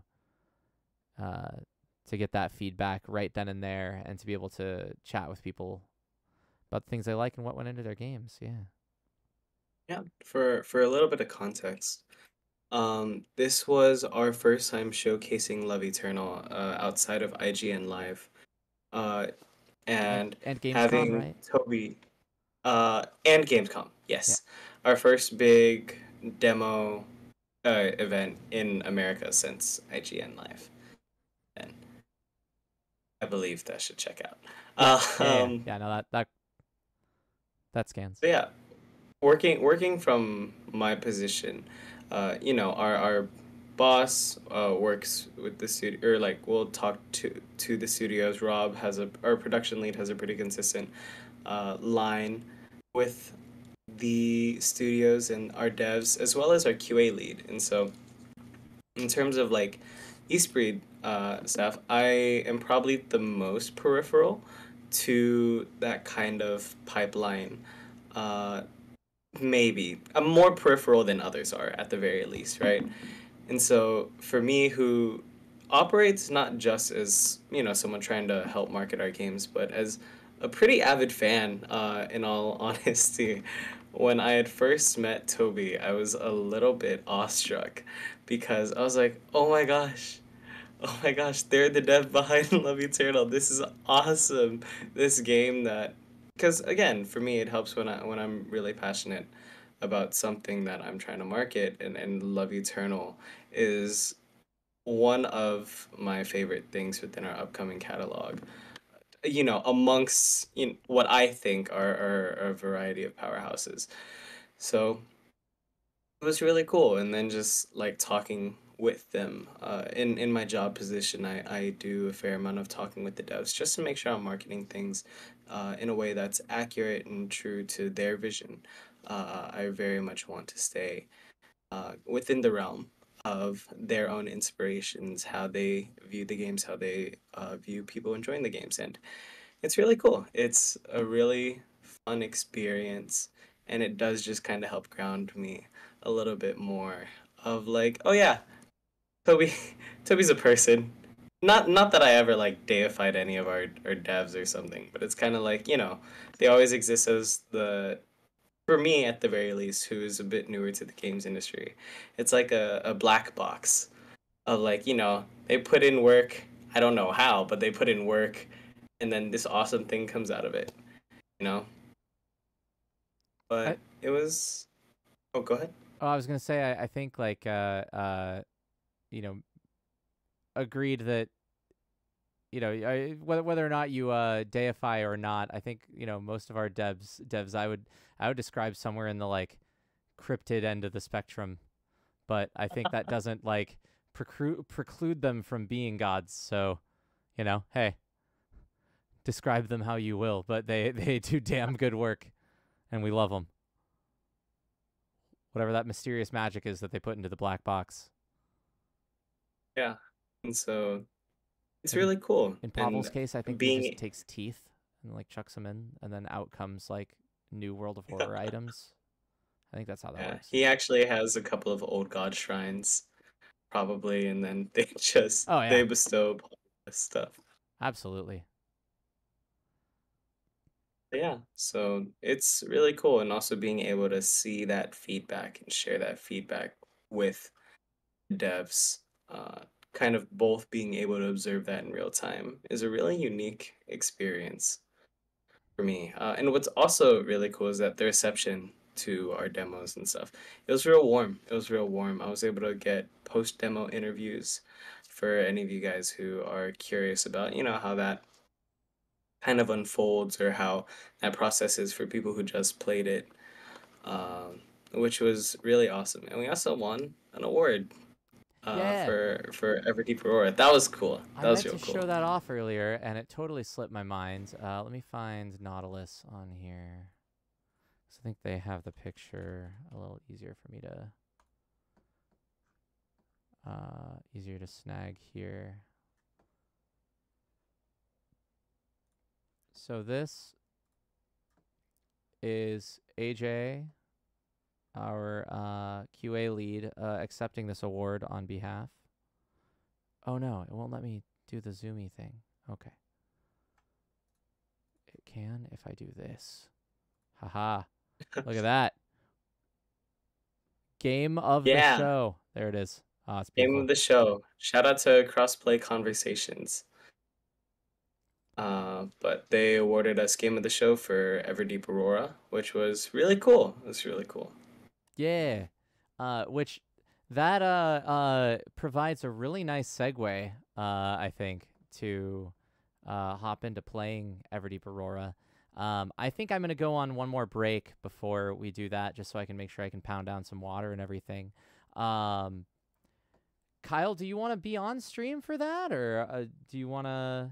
Are we? I think I'm gonna call it a Yeah. night. Okay. Yeah. Understood. But thanks for having me, Fizz. I really Yeah, appreciate it. absolutely. Thanks for joining me on here. I know it was super last minute. I messaged you yesterday, being like, "Hey, do you wanna be on stream?" And you know, I also didn't know that it was your first time being on like a live stream and everything. I don't know because I never look to see how many people we have in chat, which is a healthy way of going about it. But who knows? Maybe you're in front of 10,000 people right now. You could be. You were at the convention. You know what? You were in front of far more eyes at the convention, I think, than right now. Oh, maybe. If you put it like that, I'm gonna get nervous about how I was presenting myself. Oh, no. I mean that I mean that the opposite way of you handled yourself like a pro in front of everybody. Like, I mean, you are a pro, so you know, but so what is this but, you know, one more little small hangout. But yeah, thank you so much for hanging out, and especially like you know, an impromptu interview and everything. I again had no real plan here. I was just like, there's a new member of Ysbryd that people may not have met. If I'm being honest and going through all the stuff that like is new in the world of Ysbryd games, like you have your own little subsection there. So yeah, thanks once again, Kyle, for hanging out. And who knows, maybe in the future this will turn into you know, a little bit more of a type of format that we can do where we have interviews with the folks in Ysbryd or the devs that have worked with us or things like that. I think that would be cool. Well, that would be cool. I don't know. I'm just spitballing again because it's everything's made up and the points don't matter, and anything I say can't and won't be used against me in a court of law. That's not true. It's not true at all. Anyway, alrighty, Kyle, thank you so much for hanging out with us one more time. Where can we find you when you're not posting to the Ysbryd TikTok? Oh, and I'm not posting to the. Like, do you have any socials or projects that you wanna shill aside from your Ysbryd position?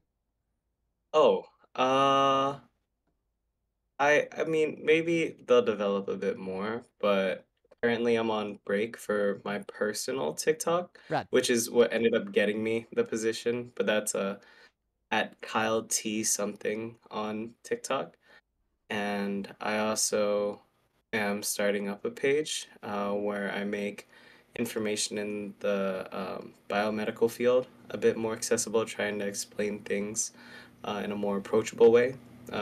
Whether that's like sociology, you know, certain experiments, how to read graphs, XYZ. But that the handle for that is Spotlight in Science. But yeah, Both of those are on that'll TikTok? start up in around a week or so. Yeah, those are both on TikTok. Sweet. I'm gonna post those in chat, and we can get a like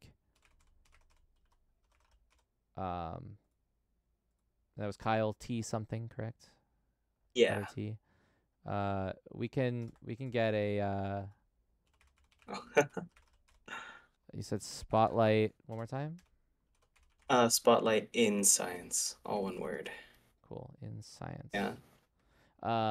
Both are planned to start up a bit more in a couple of weeks or so. But yeah. We'll get you your own exclamation point command where it like chucks your socials up and stuff if that's something that you want. Oh, that's so funny. Yeah, like Yeah, mine's that's like bam, cool. and then like you can find me around the internet. Easy peasy. Wait, Yeah. that's so funny. So Cool. yeah, we can do that for you. It sucks because I'm saying all these things. It's like, yeah, I'm gonna get started on this right away, a month from now when I can talk again. But No well, you worries, know, it's all being good. silent doesn't stop me from working on things behind the scenes. So we'll see what things can get done. But yeah, Okay. so thanks once again, Kyle. It's been an absolute Thanks so much pleasure. for having me, Fizz. Thanks for having me, chat. Bye bye. See you Toodles. later, I guess. Alrighty, I'm gonna switch back to here and disconnect from the call. Bye, Kyle. Yeah, that was Kyle. Pretty cool guy. Yeah, makes excellent videos and doesn't afraid of anything. That meme maybe predates you, Kyle. I don't know. But yeah, I'm gonna go ahead and do one more break, and then when we come back, we will play Everdeep Aurora, which won that sweet award. And you can see the bug that's like, you can see it on camera. This bug that's terrorizing me right now. So maybe I'll have killed it by the time we get back for Everdeep. But yeah, we'll finish out the night with some extended gameplay from that. So ta-ta for now. I'm gonna run the break one more time.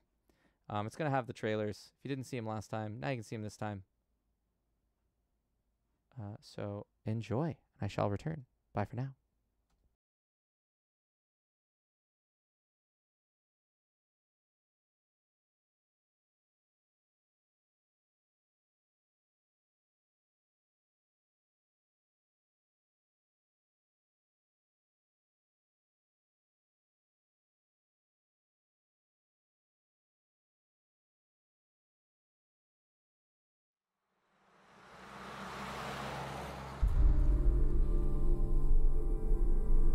The lonely heart cries out to be heard.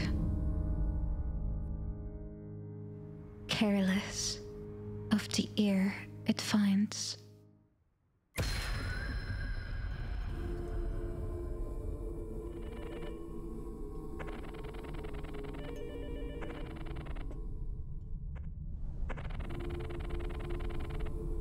And she who listens hears your call.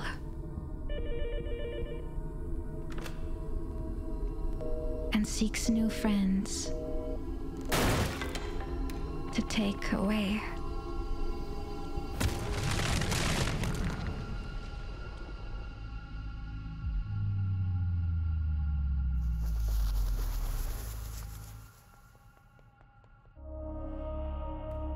Away awaits love.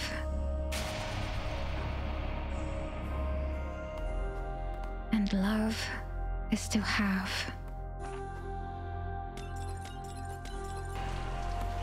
To have is to chase, and chase you she shall, through stones made of scorn, and the bricks of old pain, through dark tunnels, daubed on paper-thin wings, till shelter is sealed absolutely around you. Fly in amber, dog and tomb.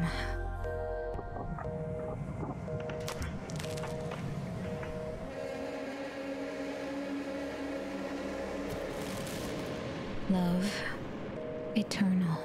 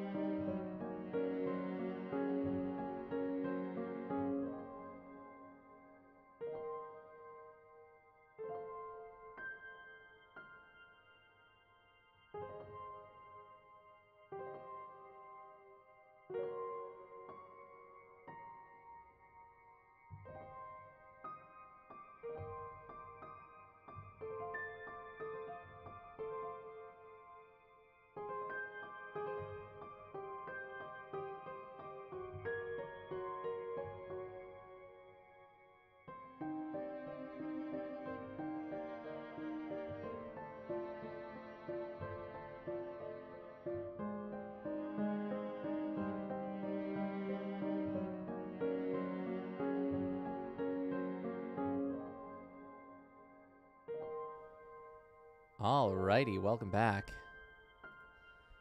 There was a Beppis wandering around. Princess Pepperoni Pizza Snack, what are you doing? It's a big old cat gallivanting. She's sniffing some of the merch, or some of the swag from PAX. Want to be on camera for a second? We're about to play a cat game. What do you have to say about that, huh? Beppy, do you have anything to say? Beppy?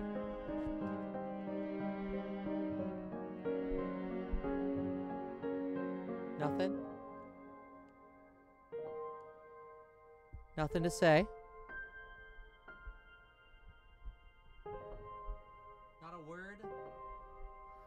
She's normally very very talkative. Less so at the moment, I suppose.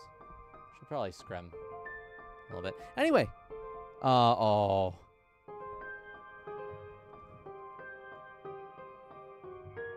This is what I get to have while I play. She's real good. Maybe she'll kill that fly that's been bugging me. Anyway, the music you've been listening to, by the way, this beautiful, luscious soundtrack. Why that?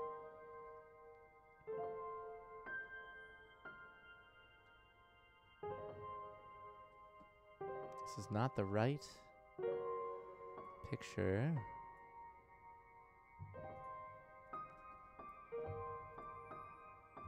This one is...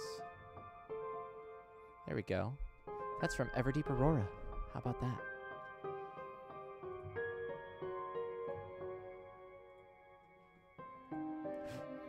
That fly is right in front of my face. But yeah, now, I'm not sure if we've shown off Everdeep Aurora outside of demos before. I'm trying to recall if we had one that was playable, but I don't think... If we did, it was during a Steam event. But... Okay. I didn't get it, but it did make me almost, like, hit myself in the nose. Let me lower this a little bit. Ooh. There we go. That's looking better. So yeah, we're going to do a little bit of an extended demo today because I've been given permission to not just do what was available in the demo, but to go a little bit further if the opportunity arises. So to talk a little bit more about Everdeep Aurora and to hopefully have this controller work. Hello?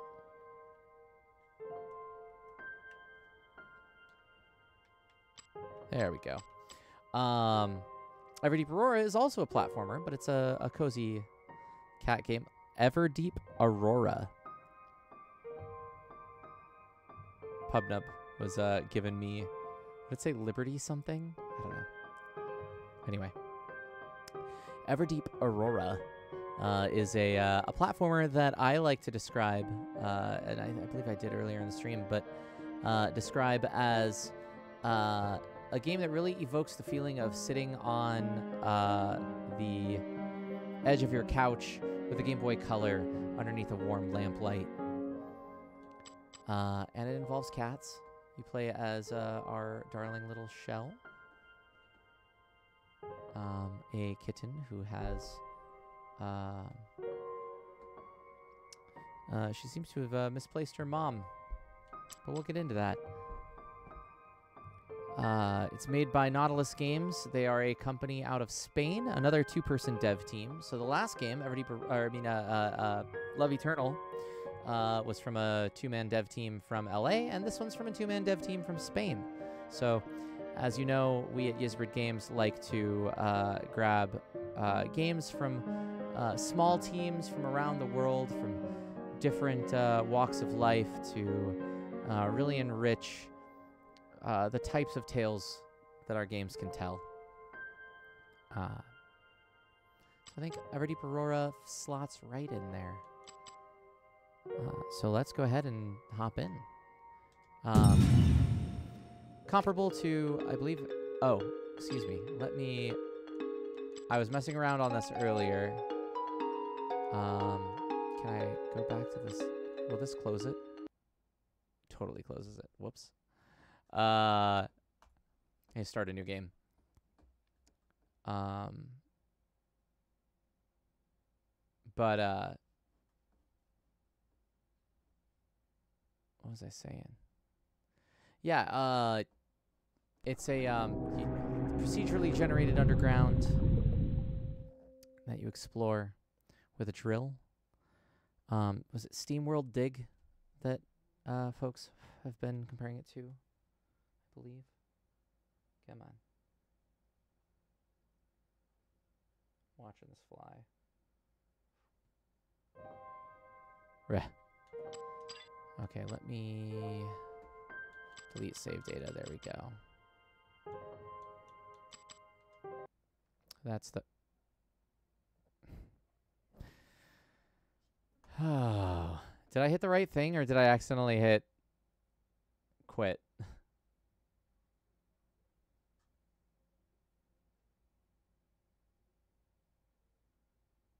think I accidentally hit quit. I love some of the little bits in the description or the loading screens. They're fun.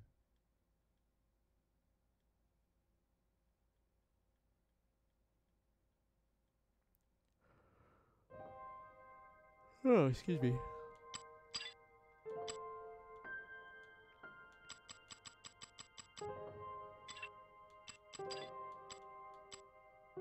Making sure full screen is working. There we go.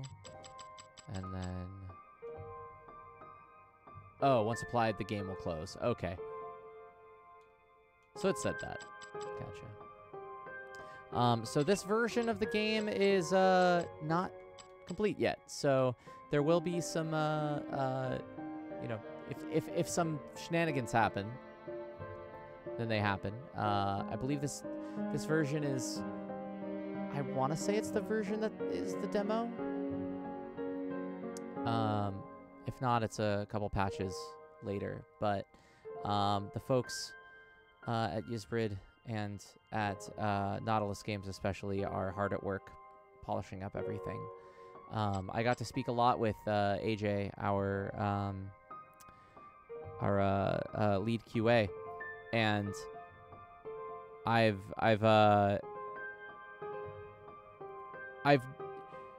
experienced looking at his contributions to QA work before when I did a little bit of QA work on No Place for Bravery. But I mean, like, this guy knows his stuff, and it was really cool to be able to like pick his brain a bit and have some like real nice conversations around QA and you know what he brings to the table here. And how much, you know, polishing games like this get. But let's hop in. Now, it's been a long time since I've played the demo, aside from a little bit earlier today, so I don't remember a whole lot.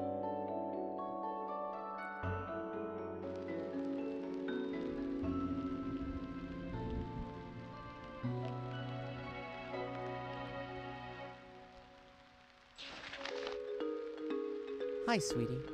This note may seem strange to you, but I can't give you any further explanation. If I'm not back the moment you're reading this, we'll meet at our usual place.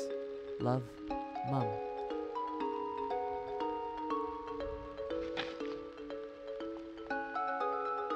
With a telescope. Speaking of Lao,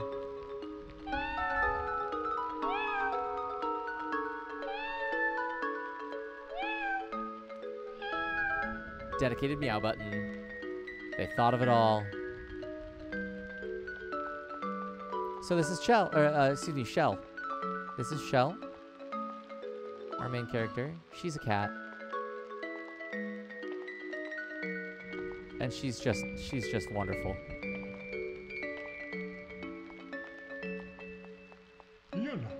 Ah, a thief you must be. Waiting for me to leave home so you can take my money. Am I wrong? I mean,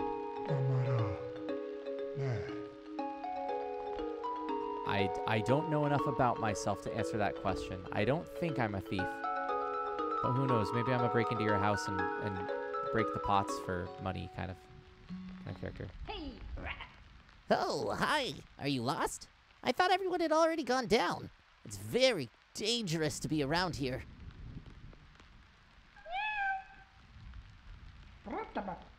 Oh, so you're looking for your mother. I'm looking for someone too, but the situation here is getting worse with every moment. It's been hours since somebody passed through here, but it's quite likely that she'll be waiting for you in one of the underground shelters. Don't worry. Oh, by the way, my name is Ysbryd. Don't you have any tools to help you go down? Well, I have an extra drill. You can borrow it until you find something better. Use it wisely. It's easy to run out of power if you drill away like a maniac. Anyway, if you ever find yourself in distress, call me, and I'll try to go and help you. I'll stay a little longer. You can come and see me if you need anything.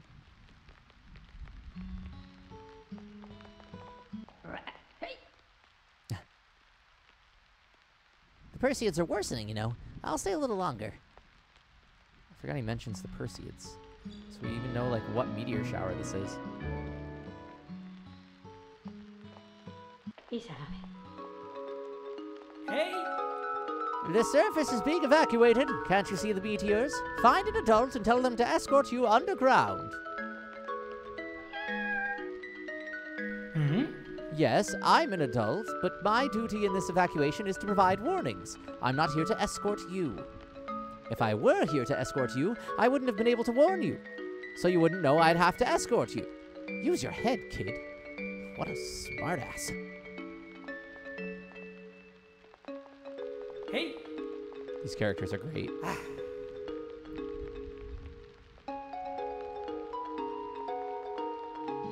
They feel like just a touch like Animal Crossing-esque, but like I like that I can have an Animal Crossing character say smartass, you know?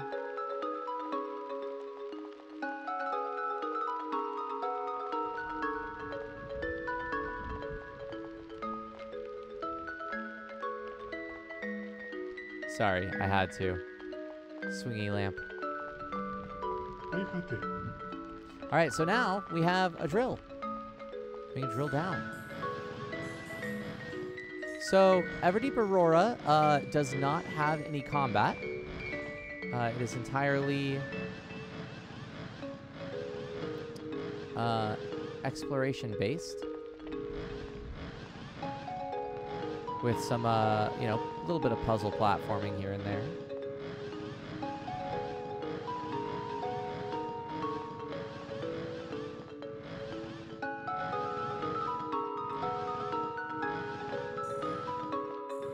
Yeah, right? Isn't it cute?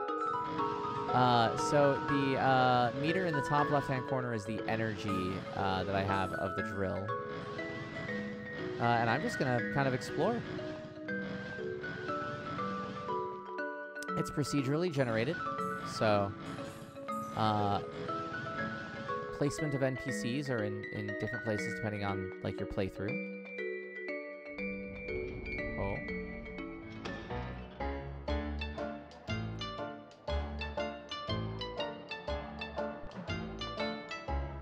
Yo!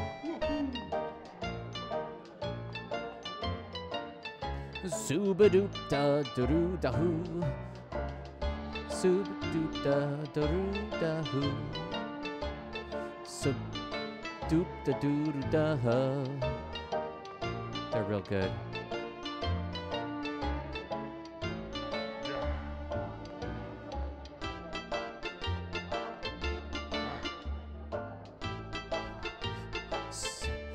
Soup-a-doop-da-doo-da-hoo.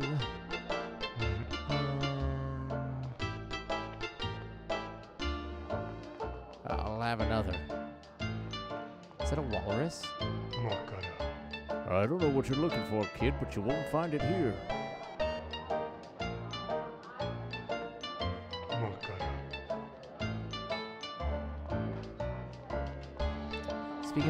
Fizz, have you played Unpacking?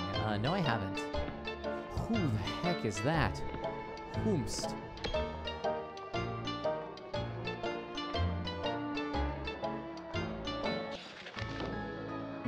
Dark Everdeep Stories, The Circus, Chapter number 1. A long time ago, the Great Circus reached this gloomy city. By having the most unusual artists, their shows were nothing short of extraordinary. No spectator was indifferent because what happened inside the Scarlet Tent could only either marvel or disturb them.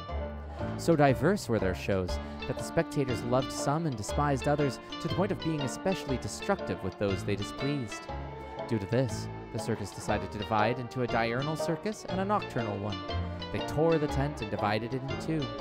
The diurnal tent lost color due to the sunlight, becoming rose-colored. On the other hand, that of the night circus acquired a purple color due to humidity. The day circus grew, becoming one of the most ambitious shows of its time. On the other hand, the night circus disappeared in the darkness of the night.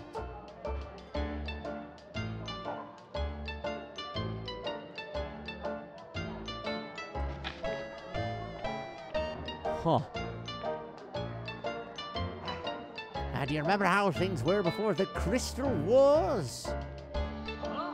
Hardly. Sometimes I'd like to be able to remember the people I've left behind. Yeah, it's difficult to me to remember who I was before joining up with the Morians. It's been a long time since then. I remember my brother, but we grew apart. He stayed on the other side. You get it, right? Like so many people did. Did he take part in the war? I don't know. I don't remember. And the truth is that I'd rather not know. I agree. We already have enough problems without digging up old conflicts. These remind me of the three old guys from Cowboy Bebop.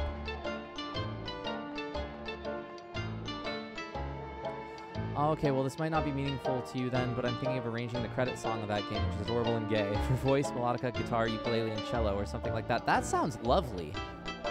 I mean, I don't have to have played it to know that that arrangement sounds good. Greetings. I am Roderon, poet and prophet. Allow me to tell you what I see. If you can interpret my rhymes, you'll find the answers you need. You'll find the princess hidden in her garden, surrounded by life to some worth a fortune. Huh.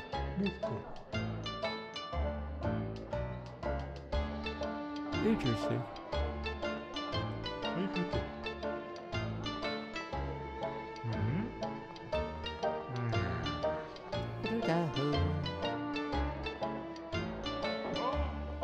So I guess I can go down here, right?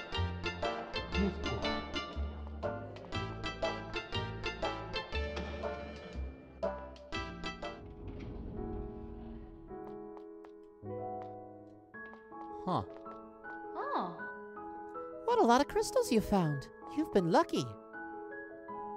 They used to be very easy to find, but over the years, the digger's job has become more difficult. Less crystals lead to less energy, and what happens to society if it runs out of power? Exactly. The same as happens to us, little girl. Society can't make any progress. Don't run out of power. The Rusty Horseshoe Tavern.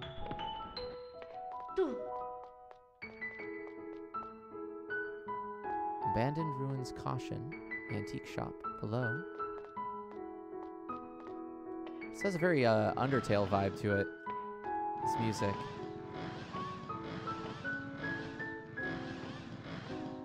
I don't know if I can break these, can I?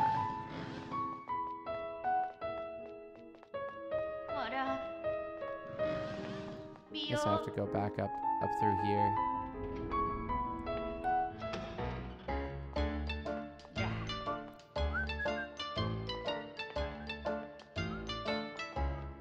This means something.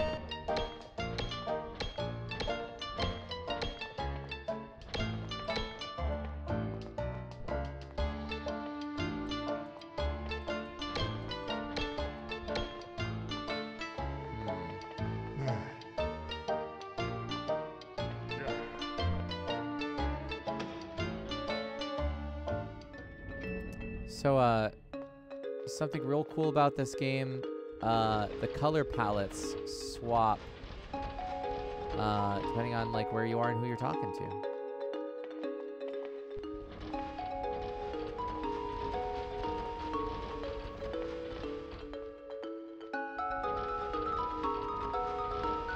Can I break this yet? Okay.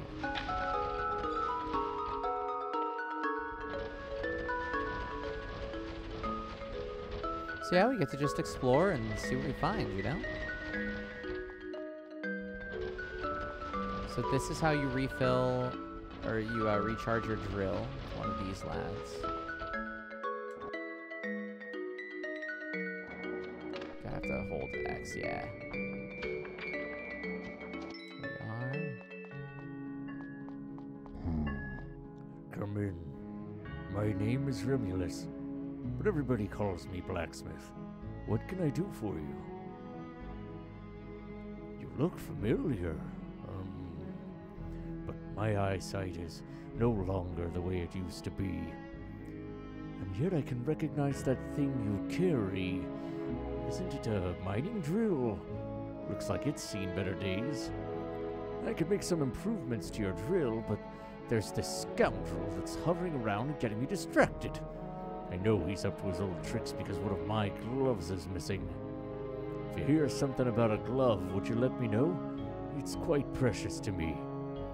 I'd go after that rogue myself, but my poor sight and my large size make it difficult for me to move around the Everdeep.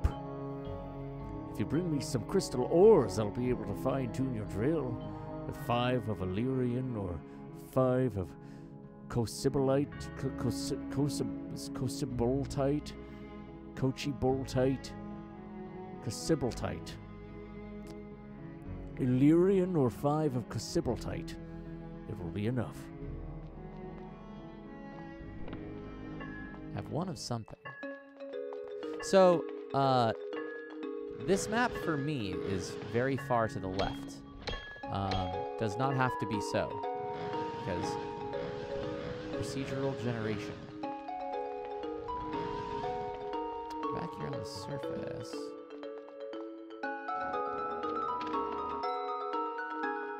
Using that chamber reminds me of Star Ocean.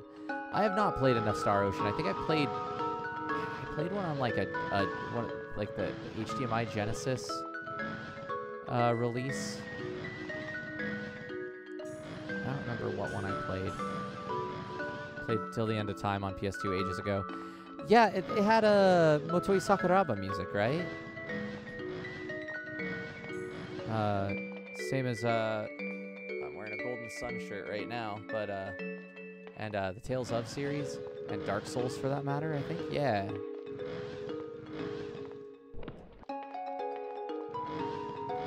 I almost have that one busted. There we go.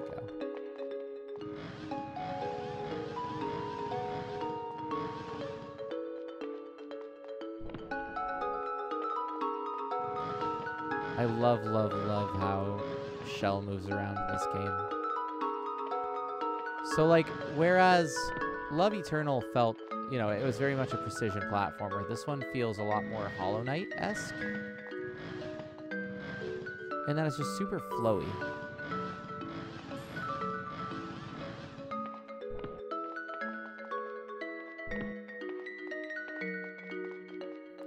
Like, especially visible when treasure. When I like hit a wall or something and squish up against it. I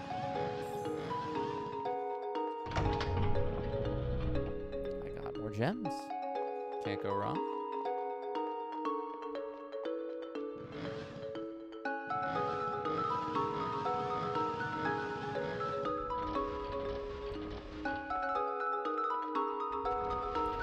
I want to show y'all what I mean about like the color palette thing, because I mean, while you saw it with some of the areas I went to a bit ago, what I like is that sometimes you run into a color palette before you've even like figured out what it is that you're like getting yourself into. So like it's sort of like the color represents like a character's domain. type thing. Like, oh, I'm in their portion of the Everdeep. Their color is what's the word I want? Prominent in a given area. Now, I was told that I can play up until the first drill upgrade. So let's see how much we can milk out of that.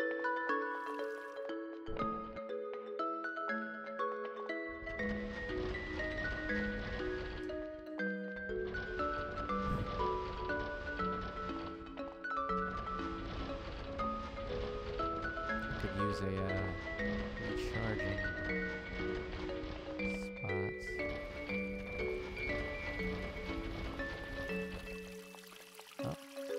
Oh, I hear running water. How will we get up there? Maybe this way?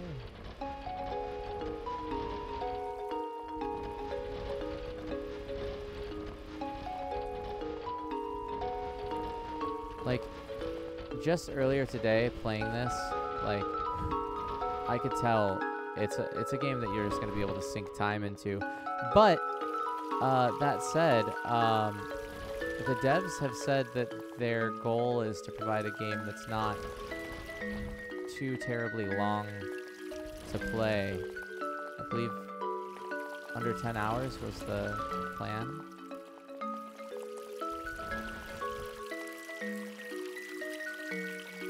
That's my buddy. Oh, this is a glitch that we know of. AJ and I were talking about this, as a matter of fact. It's just not fixed in this build yet. But basically, so that text box locks your character because you're supposed to, like, oh, Leon Shredfield. Ha ha ha ha ha ha. Is that you, AJ?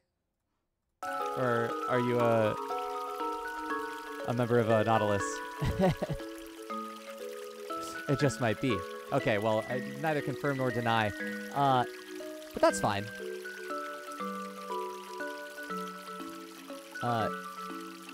Yeah, I don't know if you wanted to talk about it or if you wanted me to paraphrase what you've told me. Do I have... Oh, because this isn't the demo build. No, I'm using the regular build. Brian said I could go ahead and use that one instead of the PAX build, but I can always keep an eye out for Ribert on my next little playthrough here. We didn't really get too much.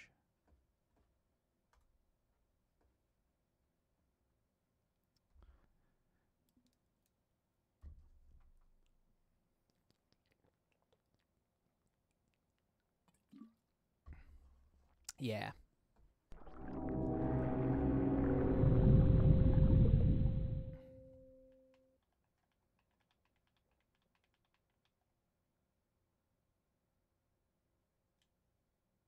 Yeah, we'll zip right on over. That's funny because I saw that happen a couple times on the PAX build, but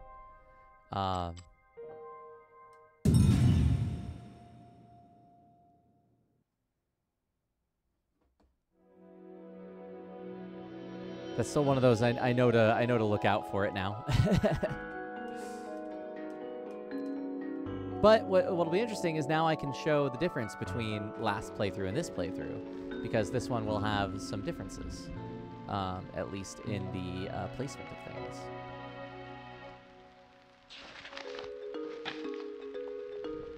Dear Mario, please come to the castle. I've baked a cake for you. Hey, rat. Nothing. So we'll meet Ribert one more time. Try to clip it, but Twitch be twitching, so I wasn't able to. I'll go ahead and make note. Yeah, this one, I didn't quite see what that... I swear to God, this fly. Ribert, you're a frog. Do something. I can save here. Oh, fun fact. Nautilus, one of the things that Nautilus was inspired by for these icons here was Golden Sun. And the reactions that you can give.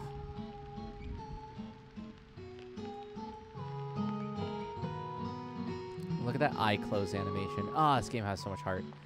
Oh, I guess I can't go back to the title from here. I was gonna check and see what exactly the build was.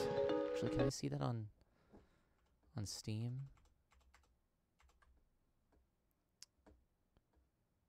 I don't know if I can.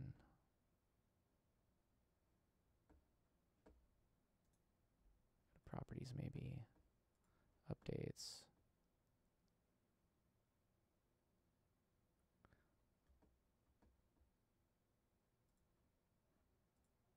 I mean, there's information I could probably give you, but I don't know if it would mean anything.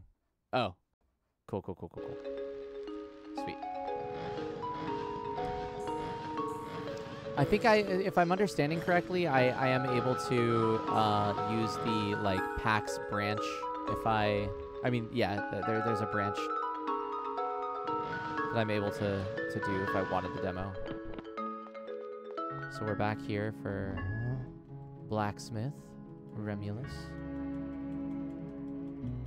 Fusion of Romulus and Remulus. I'd stick with this? Yeah. I'm definitely having more like NPCs to be able to see, which is like new stuff for me.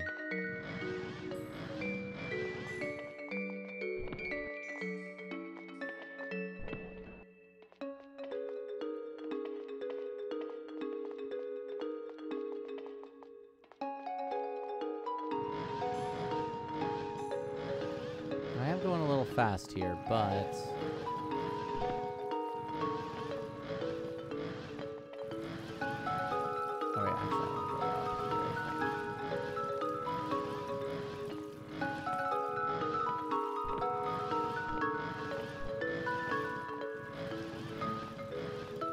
hear the water flowing. I believe that was near... Oh. Something new.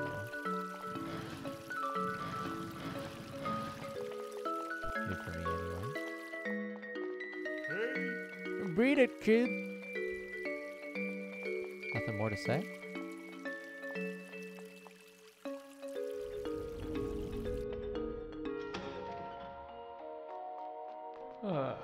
Hey, who permitted you entry into my abode? I'd made it clear that I didn't want to be disturbed. Aren't you one of those obnoxious children? Are you by any chance the girl who is looking for her mother? How do I know that? I know many things. You're in front of the great Bee-Bar. Everything that happens in this area is noted down in my diary, and there may be something written about your mother. But I am very busy with my goddaughter's birthday. She's a restless and stubborn girl, just like her mother. I'd like to give her a bouquet of flowers, but they're a rare luxury under these circumstances. If you get me one bouquet, I could try to help you. You scratch my back, and I'll scratch yours. My name is Madame Biba, by the way, but you can call me Biba.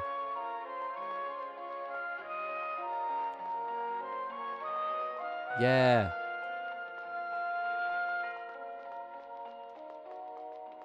I love the character designs in this game so much.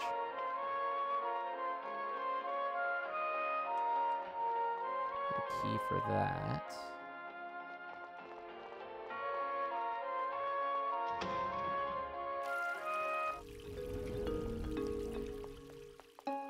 Oh, look at that. It's gems. I put right in the drill. Oh. There's a hole there.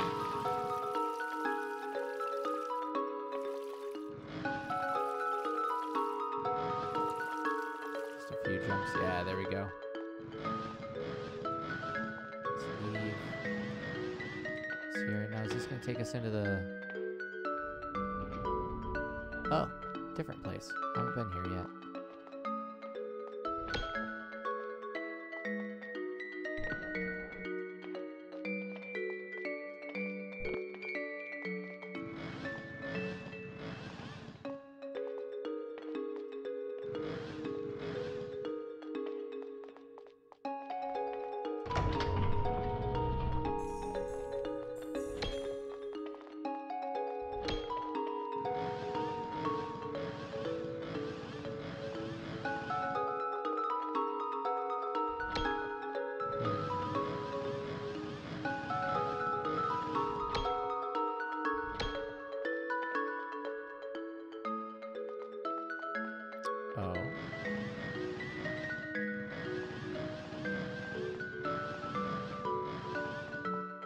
Oh ho ho. Secret passageway.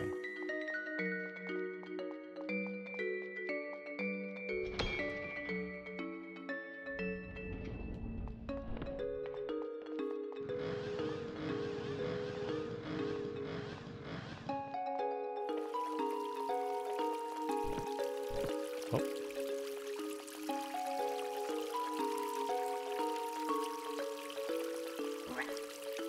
Oh, I finally found you, Shell. I haven't found the person I'm looking for. She must be lost in these caves. I'm getting worried about her. Take this with you if you plan to keep going down.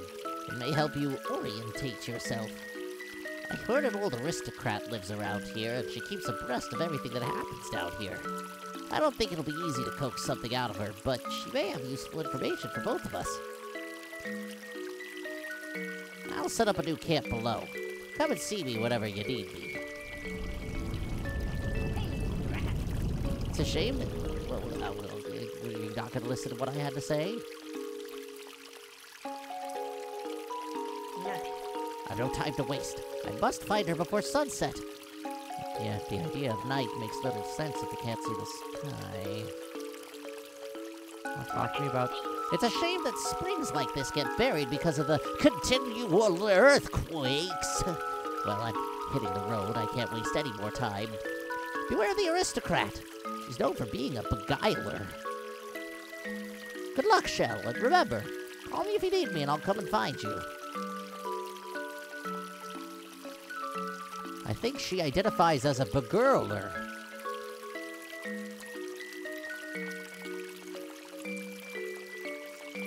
Judging by her madame. Ness. How do I? Or do I?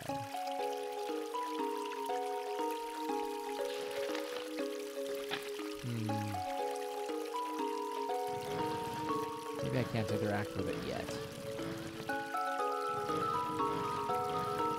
I'm gonna try not to be like jumping and getting near Ribbert.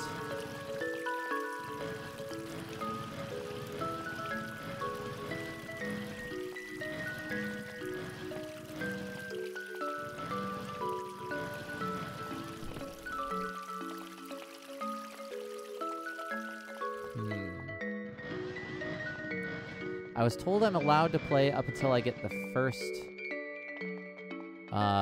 drill upgrade.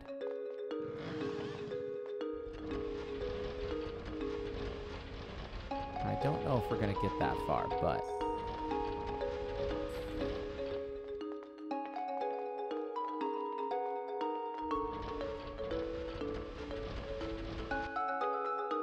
I love the fact you could like jump and drill. Classic Fizz making me do work I hadn't planned on doing. Yeah. It's the old Fizzy classic.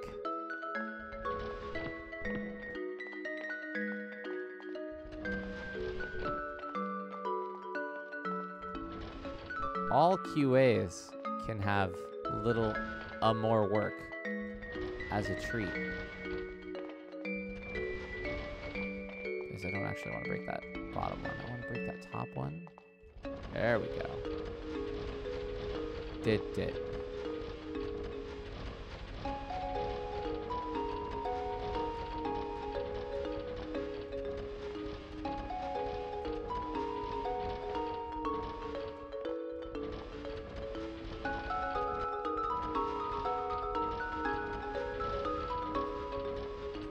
I feel like they gave you, like, just the right amount of jumping to be able to, like,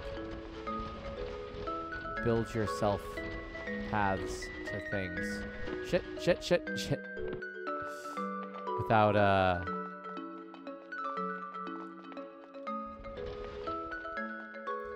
don't know, like, with making you feel like you got there yourself.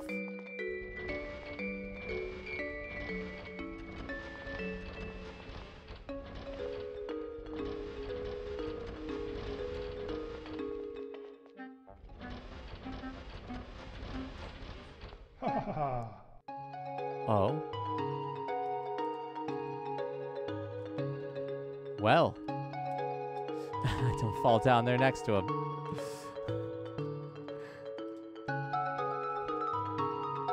Once more into the deep we go.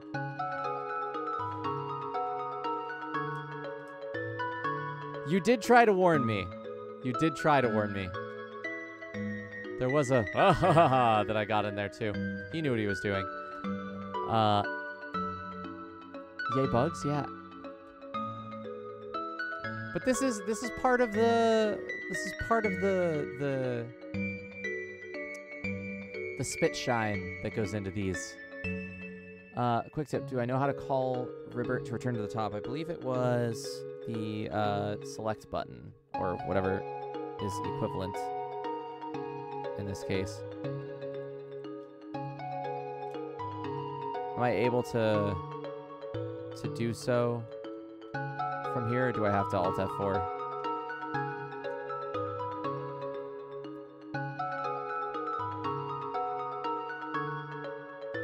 The controller rumbled a second ago, but I don't know why per se.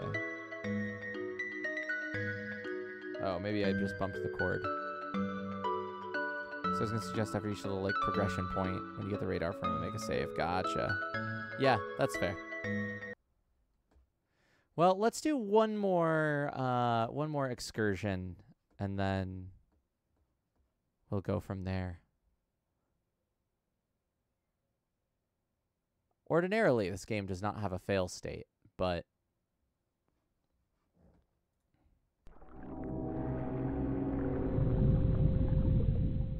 we're playing challenge mode. If you soft lock in the game, you soft lock in real life. Sense of direction not found, recalculating. Haha, same though. There we go.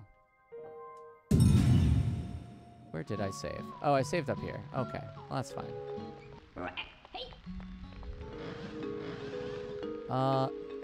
Yeah. So we at least have the same map this time around. That was interesting.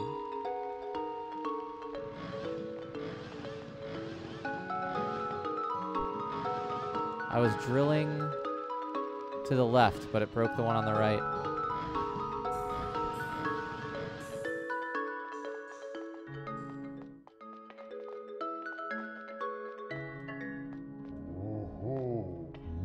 I'm gonna go through this dialogue just in case I need it for anything.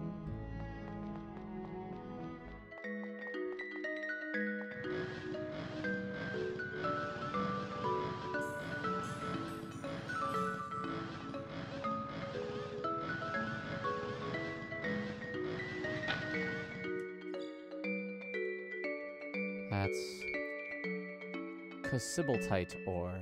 It is a mineral with high energy conductivity. Remulus may find some use for it. Illyrian ore. It is a very light mineral.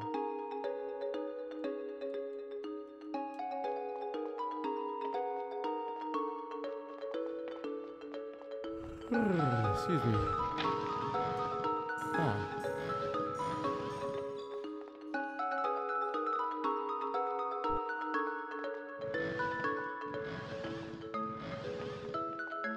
So the two separate ores are used for drill upgrades, but don't count towards that upgrade you were being told about. Understood.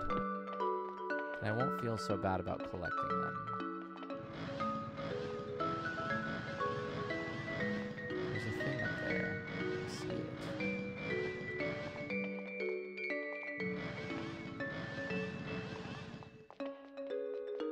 Oh, this was back to the... Yeah. We saw this earlier. Is it the same story? It is.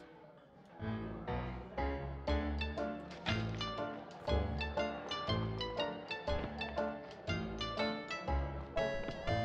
Mysterious mark.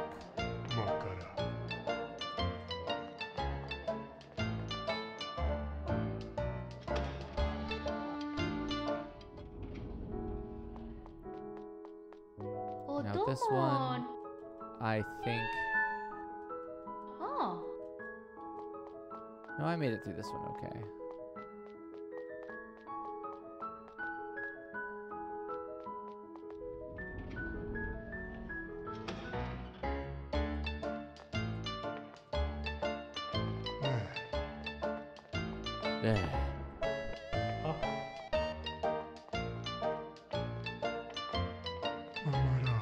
I have to wonder if, like, the devs did all the, like, animal noises. Or if they got it from, like, a sound bank or something.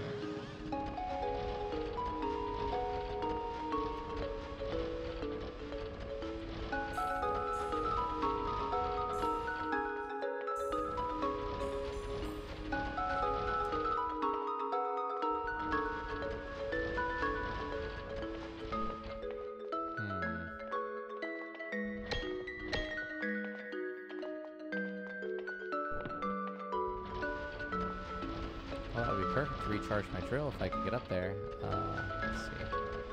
I have to go this way.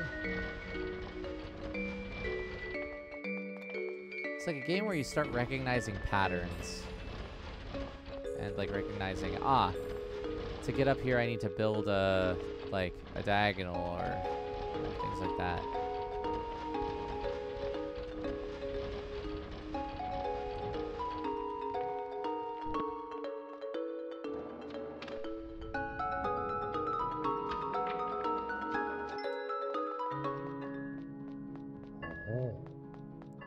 We're back to Remulus.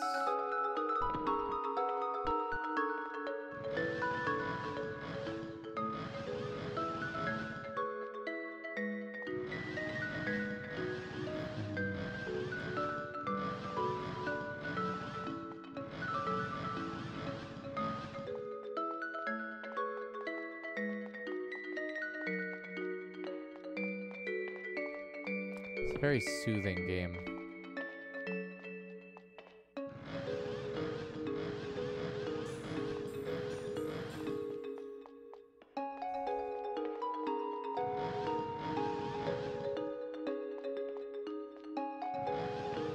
Is this about where, I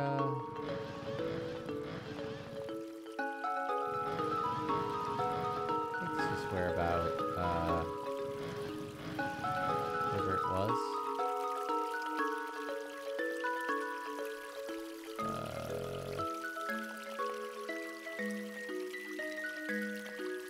I'm scared to activate him. Drop me a message over Discord so I have a little better idea of how far I can go. Alright. Yeah, I was worried that, like, I was going to be in his sphere of influence a little sooner than I thought.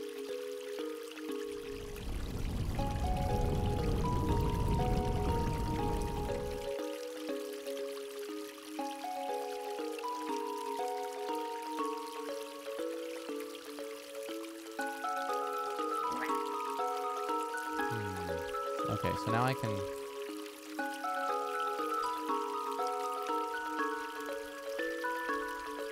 call Ysbryd to go to the tippy top. Oh, that's...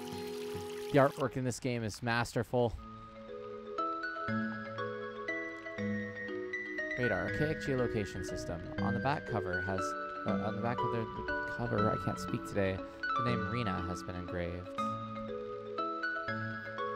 The folder is more than... Call me the folder! It's more than a simple container. It is a refuge for valuable notes and drawings.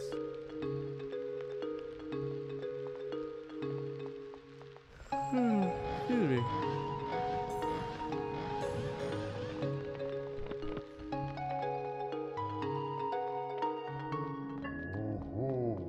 Well, I forget to use that save point. Oh, right. That was the whole reason why we came up here. Thank you.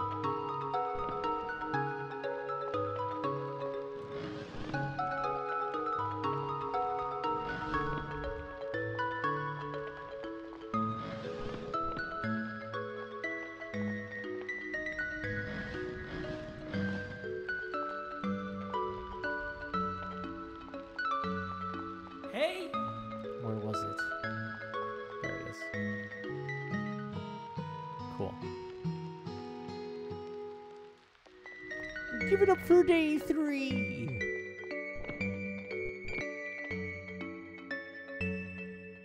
Personally, a big fan of the coyote jumps in this. Makes the movement feel great.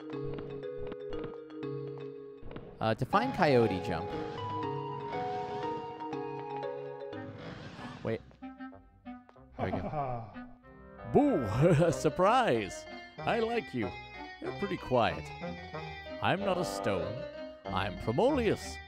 Stop harassing me with all these questions. Shh. Listen to the stones. They have the answers.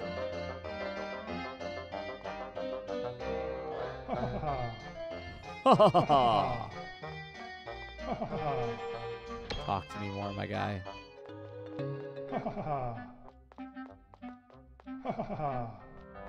Oh, okay. Oh, that makes sense. Like Wile E. Coyote. Yeah. Coyote jumps when you walk off an edge into midair, but there are a few frames so you can still input a jump. Doing so lets you jump in midair a few frames off the edge. Yeah. Absolutely.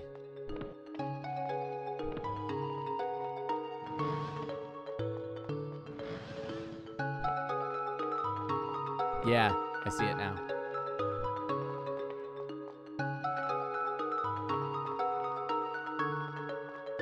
Yeah, now that you pointed out.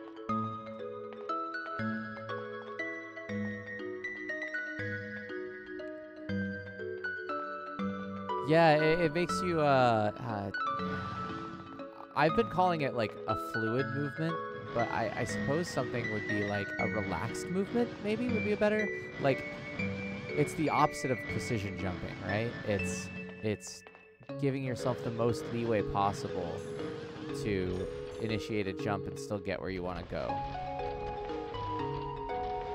Like, I won't go as far as to call it lazy, because it's not that it lets you be lazy per se, it lets you just not worry about it.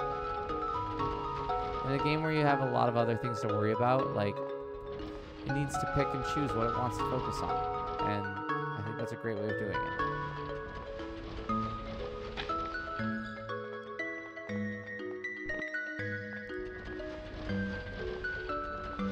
Oh, excuse me. I have 99 of these little guys. Can I get to 100? Can.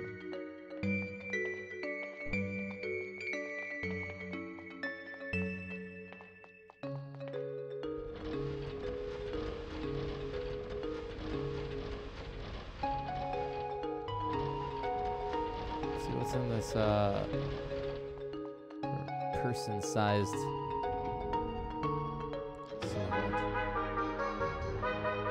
Yo, the music though.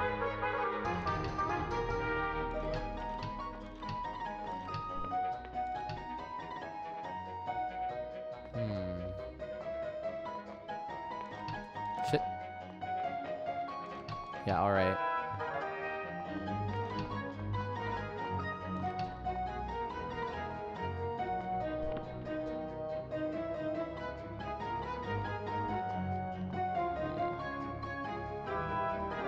Starting to get a little on the sleepy side, I can tell. Actually, I need to roll this way. Please. Haha.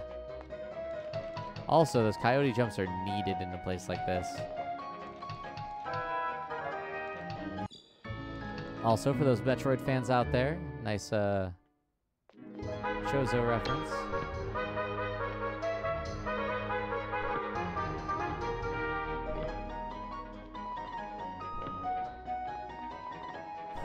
So close.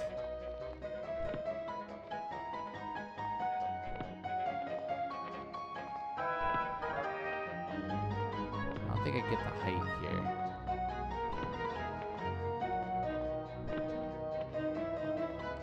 Yeah.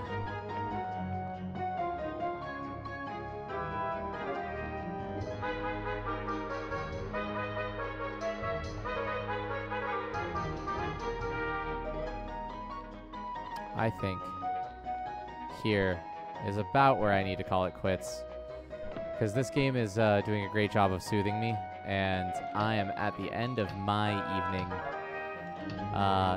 I've been up since about 6 in the morning.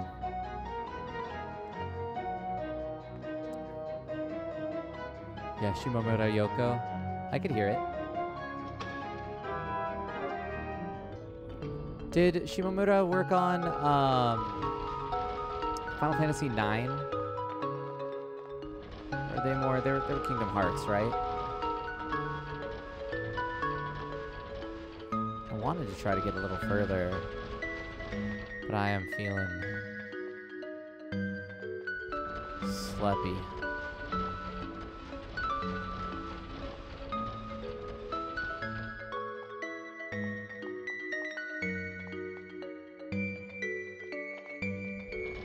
Let's see if we can find, like, maybe one more thing.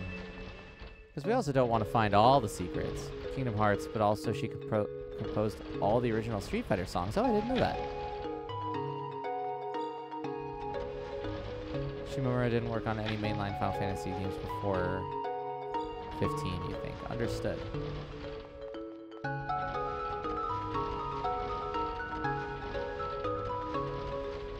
Oh, she did Super Mario RPG. Maybe that's where I've heard the name.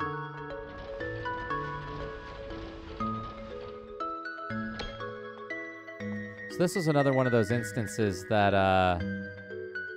you had talked about before, right?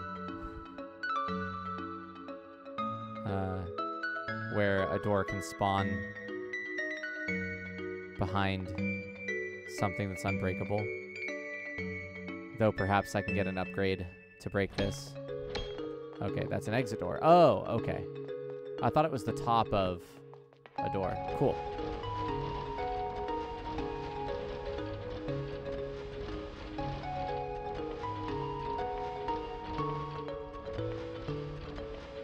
Well, let's see what's in here.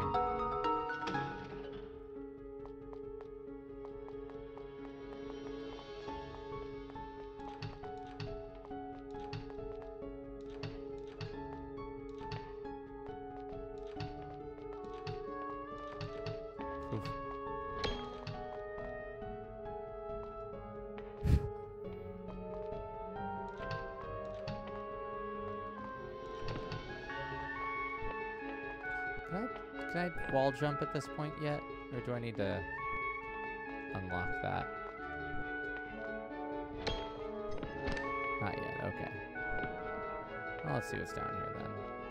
Oh.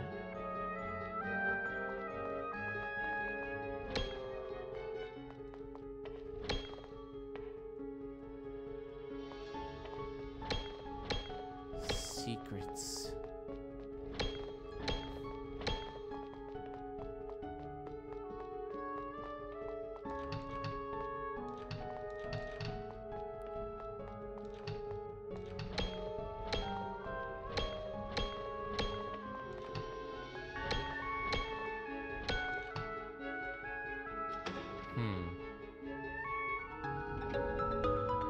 Directly to the left of that big bell on the map. That sounds good. This is I think this is the Bell Temple that...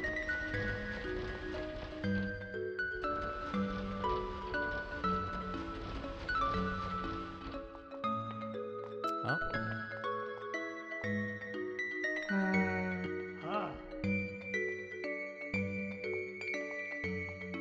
There's no way. They won't let me in. Obviously, we need to find another way. My contact at the tavern says the temple is full of that stuff the Overlord told us to seize. Now, what if we get some robes and we infiltrate?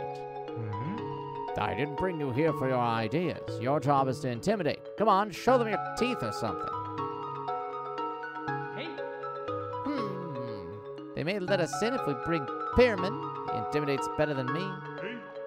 Don't be daft. They'll never let the Overlord in. We Morians are far from welcome in religious spaces, and more so for him. I don't see why. After all, the religious and the military orders are quite similar. You know, moral justice, hierarchical structure, obedience, fanaticism. There you go again with all that nonsense. I don't know why I brought you here. Hey, wait a minute. Who's that girl? I have no idea, but let's lower our voices.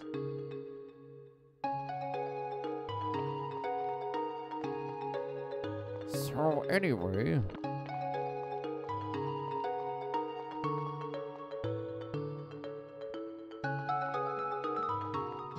Let's save here. It is getting very late. What is... Have you found out anything? The rocks are getting harder at this step, so I've decided to settle down in the shade of this old temple. Its architecture is quite impressive, isn't it? We can either wait or try to get some information from old Beba. Those are the only options we have right now. You can use my tent here if you need to rest. I'll keep on playing in the hope that she'll hear our song wherever she may be.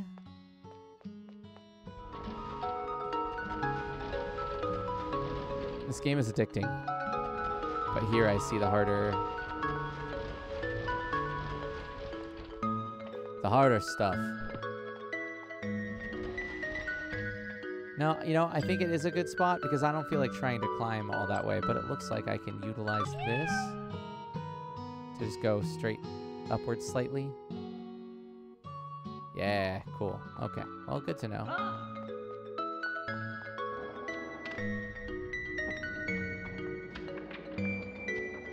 Maybe just a touch longer.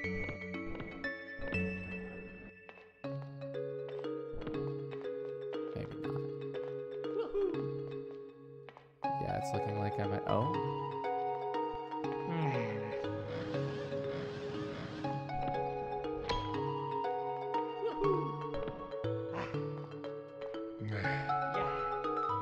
It's interesting that these are walkable. I wonder if that means that one of them is a way in.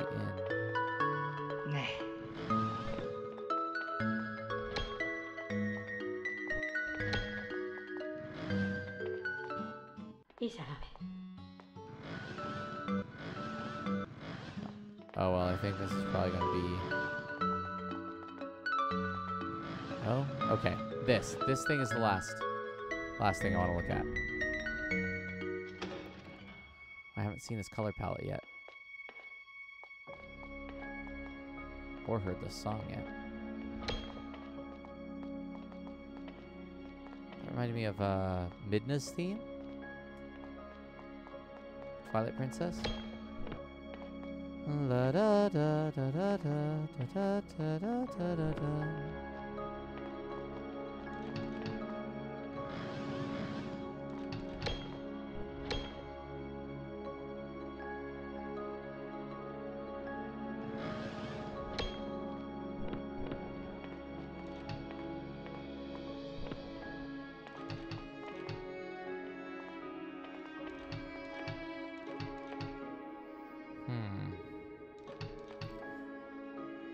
Lau, you're heading off. It was a super charming game. Loved the soundtrack. Thanks for the stream. Nice to see and hear you again. Yeah, I missed all y'all. Trust me, I wish I could stream more than I can right now. It's 100% something I'm missing lately.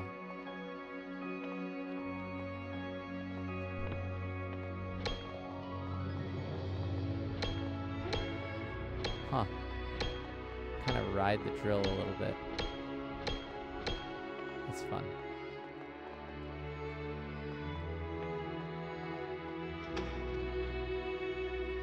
All right. Yeah, I think that calls it for the night. Thanks to Leon Shredfield in the chat for accompanying me on this journey with in regards to the bug stomping and bug dodging. I'm gonna leave this music going while I do a little bit of an outro.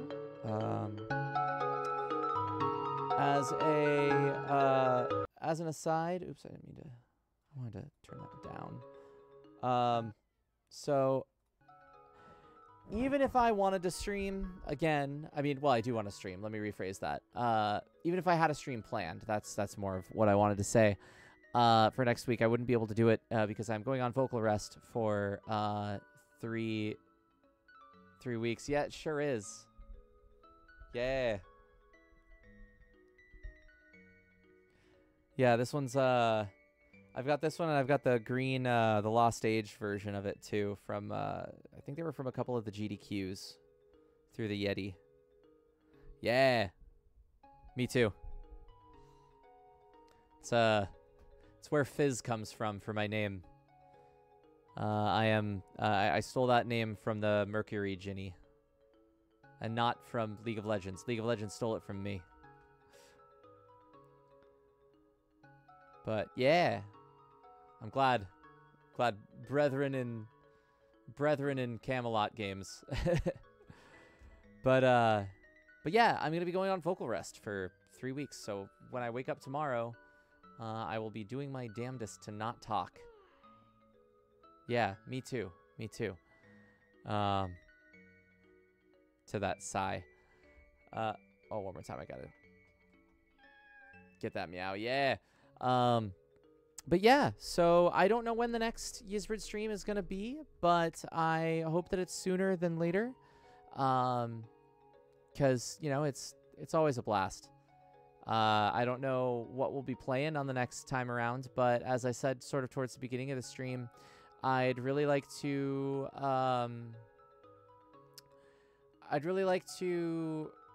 rework some of the Discord and stream. What's the word I want?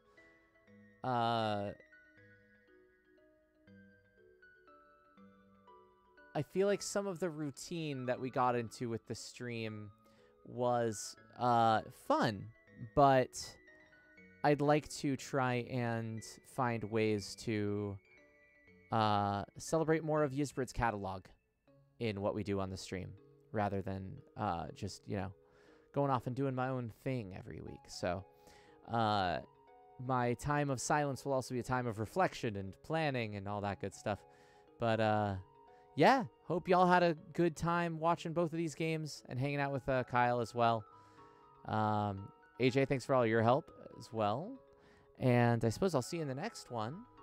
I know that this kills the music, but that said, you can find me around the internet at Twitter, Blue Sky. Both of those have me as Fizz the Human. You can find me at findfizz.biz for all your voiceover needs.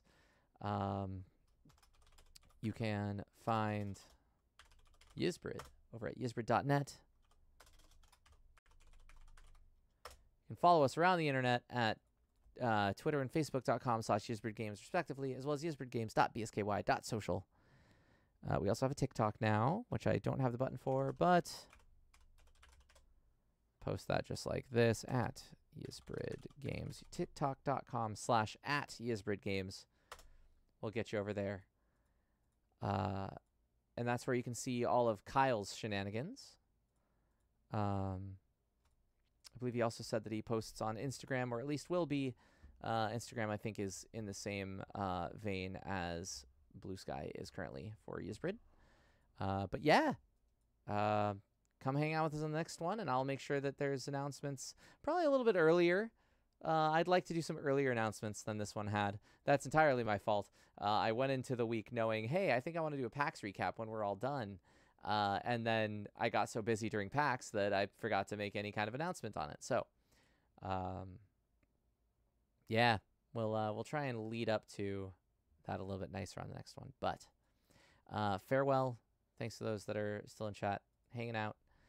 Be kind to yourself. Be kind to others. Keep your spirits up. You know the drill. 'Cause we're playing the cat drill game. All right. Y'all have a good night. I'm going to play the trailers on the way out. Thanks, Increase Blue. Thanks, Balance. Appreciate y'all. And, yeah, watch these one more time if you'd like. And if not, then no worries. I know that it got drilled into your head. Okay, I'm gone for real this time. Good night, everybody.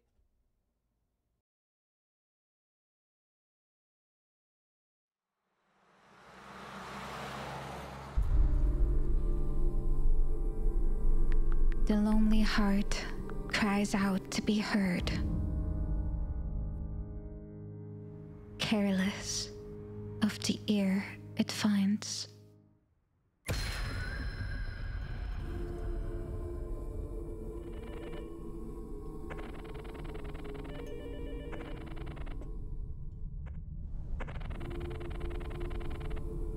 And she who listens hears your call.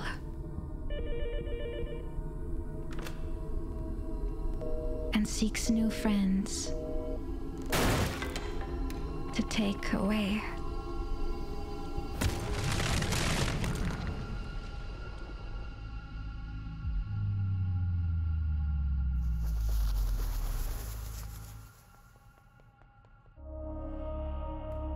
Away awaits love.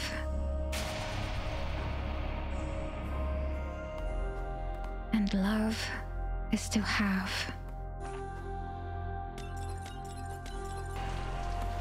To have is to chase.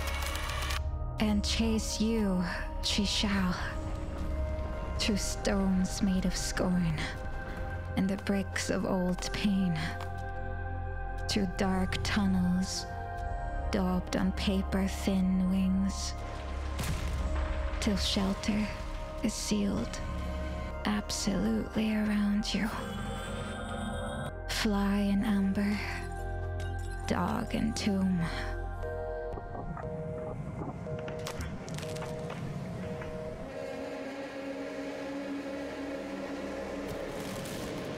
Love eternal.